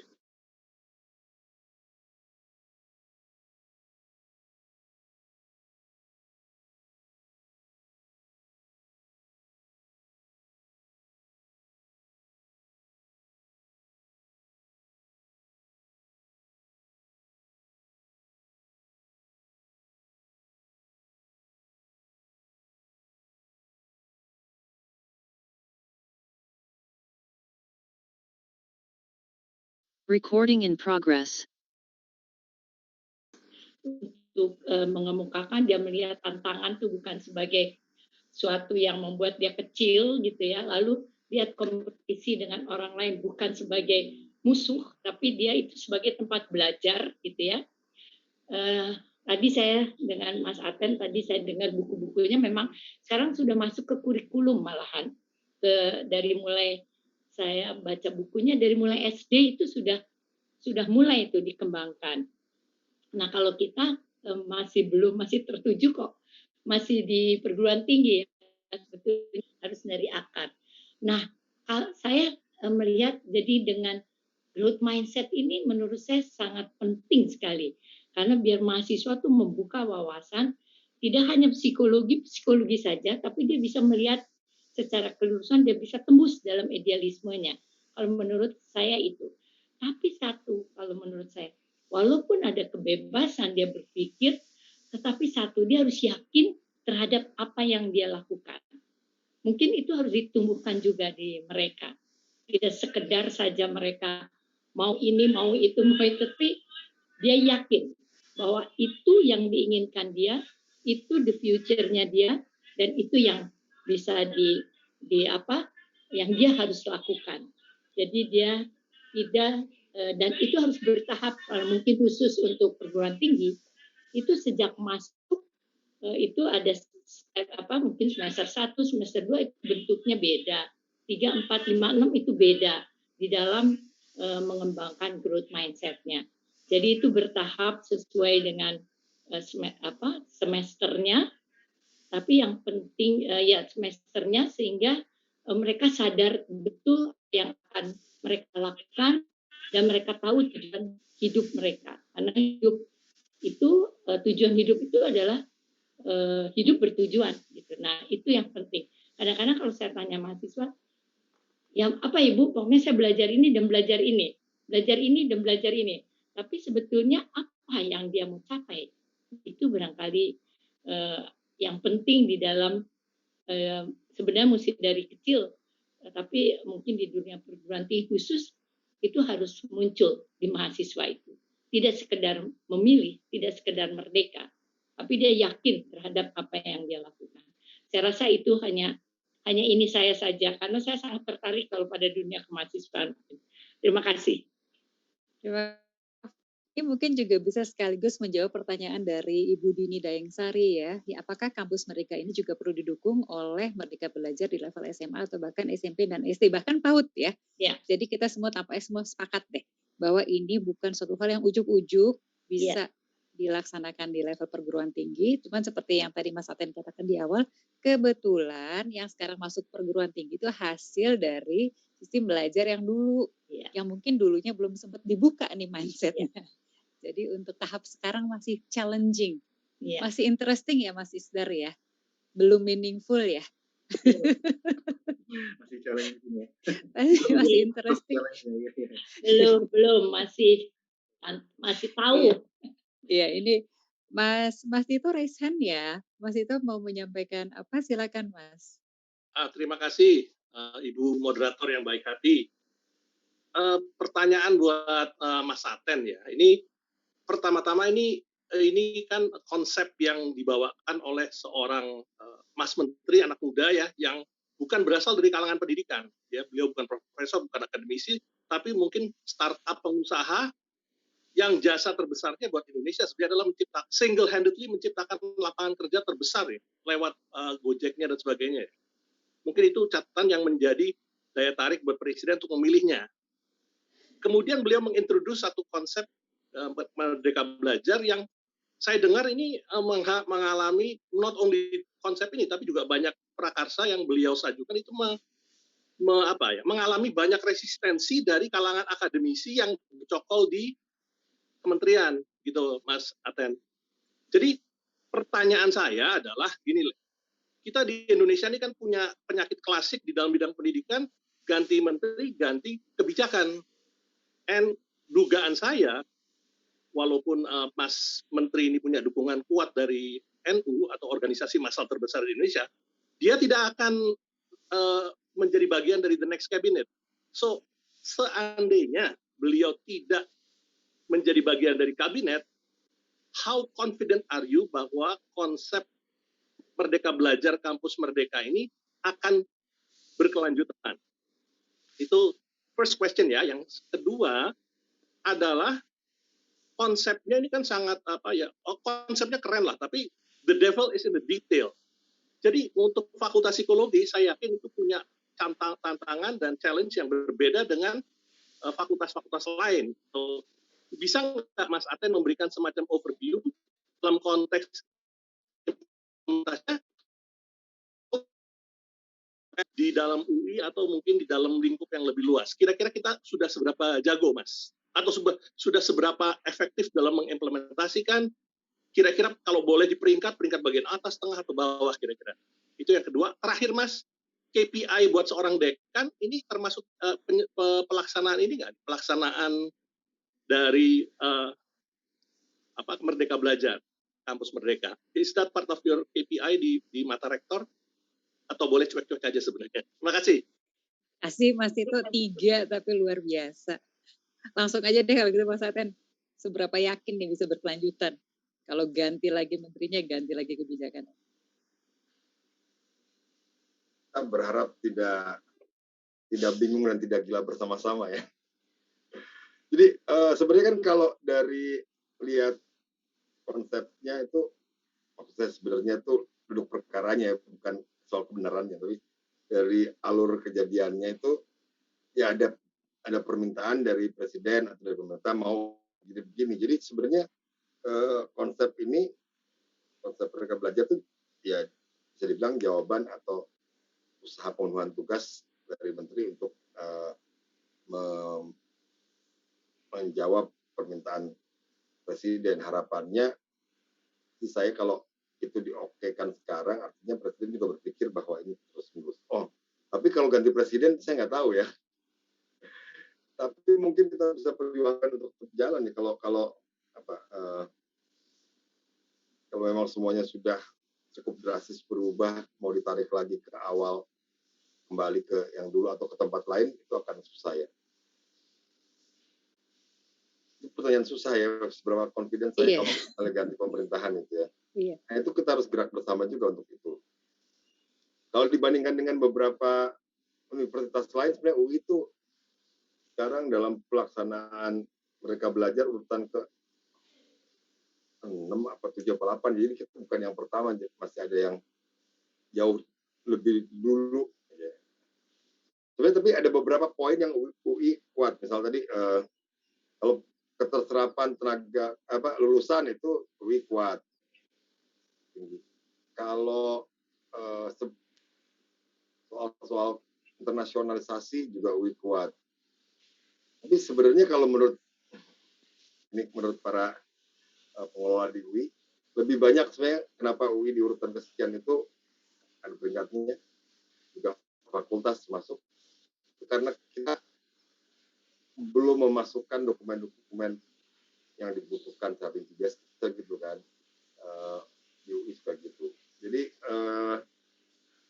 kalau dilihat dari keseluruhannya sih mungkin sudah sama-sama bergerak dan ya UI bisa di 3 besar lah. Maaf Mas, ya. Kalau yang lain tuh kalau boleh tahu tuh negeri atau swasta atau kombinasi mereka? Kebanyakan negeri. Oke, siap. Jadi peringkatnya. Tapi itu udah jadi catatan bahwa kita peringkat pertama itu jadi soal ya. Siap.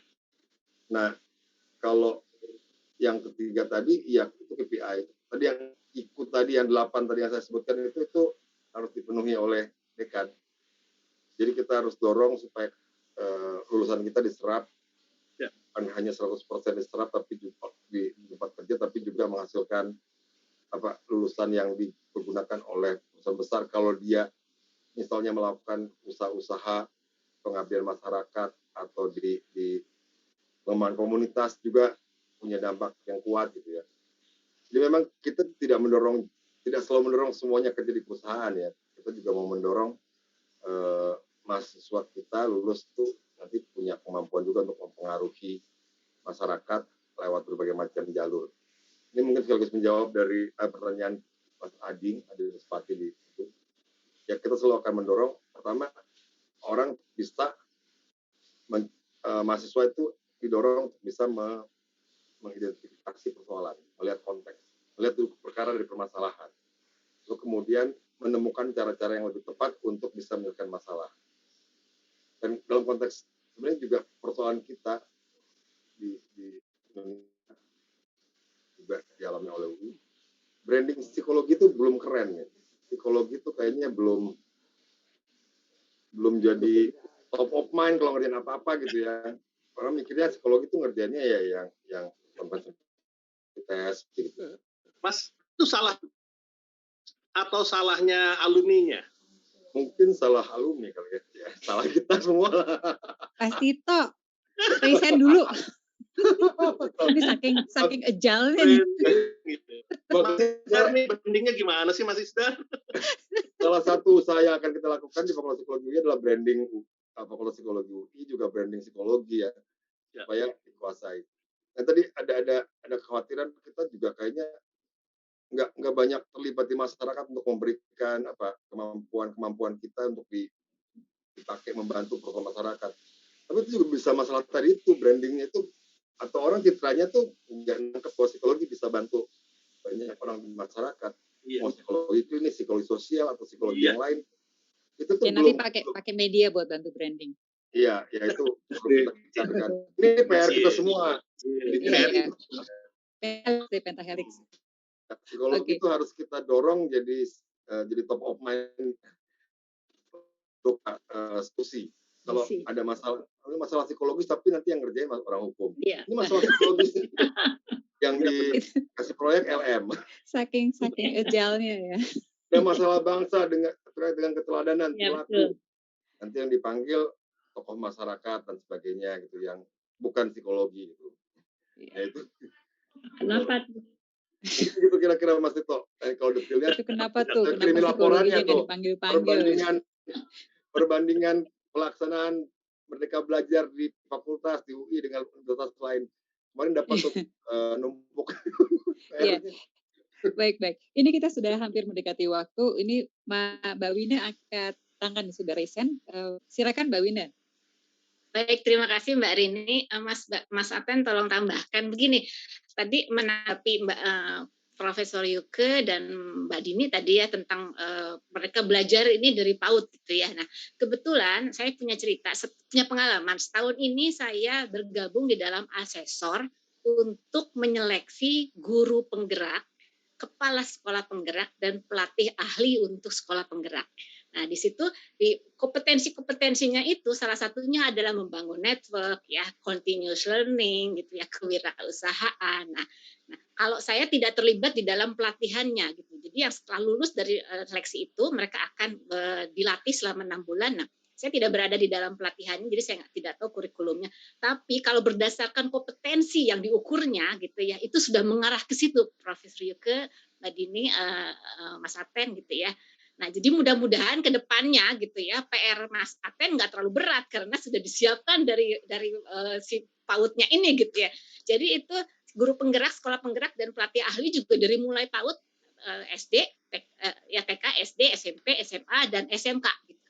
Jadi mudah-mudahan nanti kalau Mas Aten terpilih lagi jadi dekan gitu ya, PR-nya nggak terlalu berat lagi gitu Mas Aten. Terima kasih. Terima kasih, dan sekaligus menanggapi Mas Effendi nih.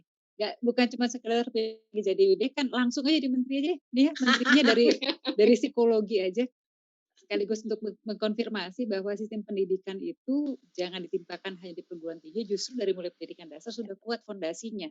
Jadi kalau mungkin konsep ini awalnya adalah top down, tapi kalau kita semua sama-sama meyakini bahwa ini adalah konsep yang memang tepat diimplementasikan di saat ini untuk menghadapi masa depan, ya kita harus pertahankan ini gitu. Jadi bukan gara-gara diminta, karena kita memang sadar memang ini yang dibutuhkan kok. Growth mindset itu tadi ya, Mas Isdar, ulang-ulang dipakai karena kita semua sepakat bahwa harus begitu dan juga harus agile. Ini mohon maaf kalau tadi saya sempat ketawa-ketawa karena Mbak Sadra. Aduh Mbak Sadra. Mbak Sadra bilang Mbak Saten buyang ya. Kalau ganti lagi, dekan puyang itu berarti kerja katanya. Kalau ganti lagi menterinya, gak ikutin aja, kita kan agile katanya. Waduh. Tapi agile tapi harus yakin ya Prof Yuke ya. Harus yakin kenapa? Karena kita tahu tujuan yang mau dicapai apa. Tulis ajaannya sambil nangis Rini. Sambil nangis. Sedih bener ya Allah. Tapi ya kita harus percaya diri juga, tadi Prof Yuke sudah katakan, kita harus yakin, harus confident karena kita tahu tujuan yang mau dicapai dan juga kita ngerti mengapa kita melakukan ini. Rasanya kita semua sepakat bahwa memang kita harus punya mulai dari cara berpikir yang terbuka, yang merdeka, tapi yang bisa dipertanggungjawabkan. Kenapa? Karena kita paham kok yang kita mau lakukan apa. Dan dari cara berpikir itu memberi pengaruh pada cara kita bersikap dalam menghadapi semua keadaan. Mau berubah seradikal apapun, mau secepat apapun berubahnya, ya kita lihat aja secara positif sehingga kita bisa mengambil langkah-langkah yang jelas, yang sesuai dengan tuntutan keadaan baik sekarang maupun masa depan. Kira-kira seperti itu kali ya, karena waktu juga sudah menunjukkan pukul 4:01 di jam saya, dan saya sudah diberi reminder dari penyelenggara untuk jangan lupa berfoto bersama. Jadi ini adalah momen yang sangat menyenangkan gitu ya, walaupun memuyangkan untuk implementasinya, utamanya untuk Mas Dekan yang masih baru. Tapi jangan khawatir Mas, itu tadi Mas Wid sudah bersiap untuk mendukung, Mas Isdar juga, dan juga saya percaya Mas Effendi yang bergabung dari pinggir pantai. Harus diteruskan. Iya. Setuju, Prof. Oke, kita sekarang foto dulu ya untuk dokumentasi atas kebersamaan kita yang indah ini, dan tidak berhenti hanya sampai di sini ya. Kita bisa lanjutkan dengan diskusi-diskusi selanjutnya di periode mendatang. Tolong dibantu, ini yang akan capture foto kita siapa? Silakan dipandu fotonya supaya tahu kapan senyum atau senyum terus. Semua kamera sudah dibuka ya. Ivan silakan Pak. Oh, ya. Saya toh. Oke. Silakan dipandu. Mesti pakai gaya apa? Ini ada 4 slide ya. Mohon maaf saya ada agak grogi nih sebentar. Belum ya. agile nih kayaknya ya, mindsetnya belum growth mungkin. Ya, Stanley, foto background saya bergerak loh Stanley. Iya, Mas Stanley aja yang take picture lebih sebentar bagus. ya. Oh, nggak siap, nggak siap. Siap Oke, ya. siap. Saya ambil ya yang pertama. Ya, Yang pertama boleh saya dibantu. ambil. Sebentar jangan ada yang komen dulu karena ini ke foto. Komennya Ya, ke foto. jangan ada yang chat dulu nutupin Ya, foto. yang ada chat. Sebentar, yang pertama 1, 2, 3. Saya pindahkan dulu sebentar. Ini yang nggak biasa gini nih. Nggak apa-apa, yang penting niatnya mau berubah. Mau ya. berubah. Kemudian yang berikutnya halaman 21. Belum ada yang buka nih, halaman 21, 2, 3. Sebentar saya pindahkan dulu.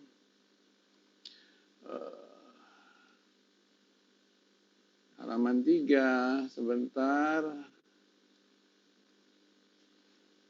Halaman 3, siap-siap dibuka. Karena nggak tahu, buka aja terus sampai selesai. 1, 2, 3, sebentar saya pindahkan.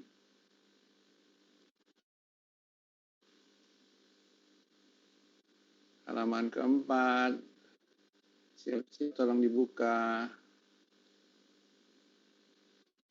1, 3, oke.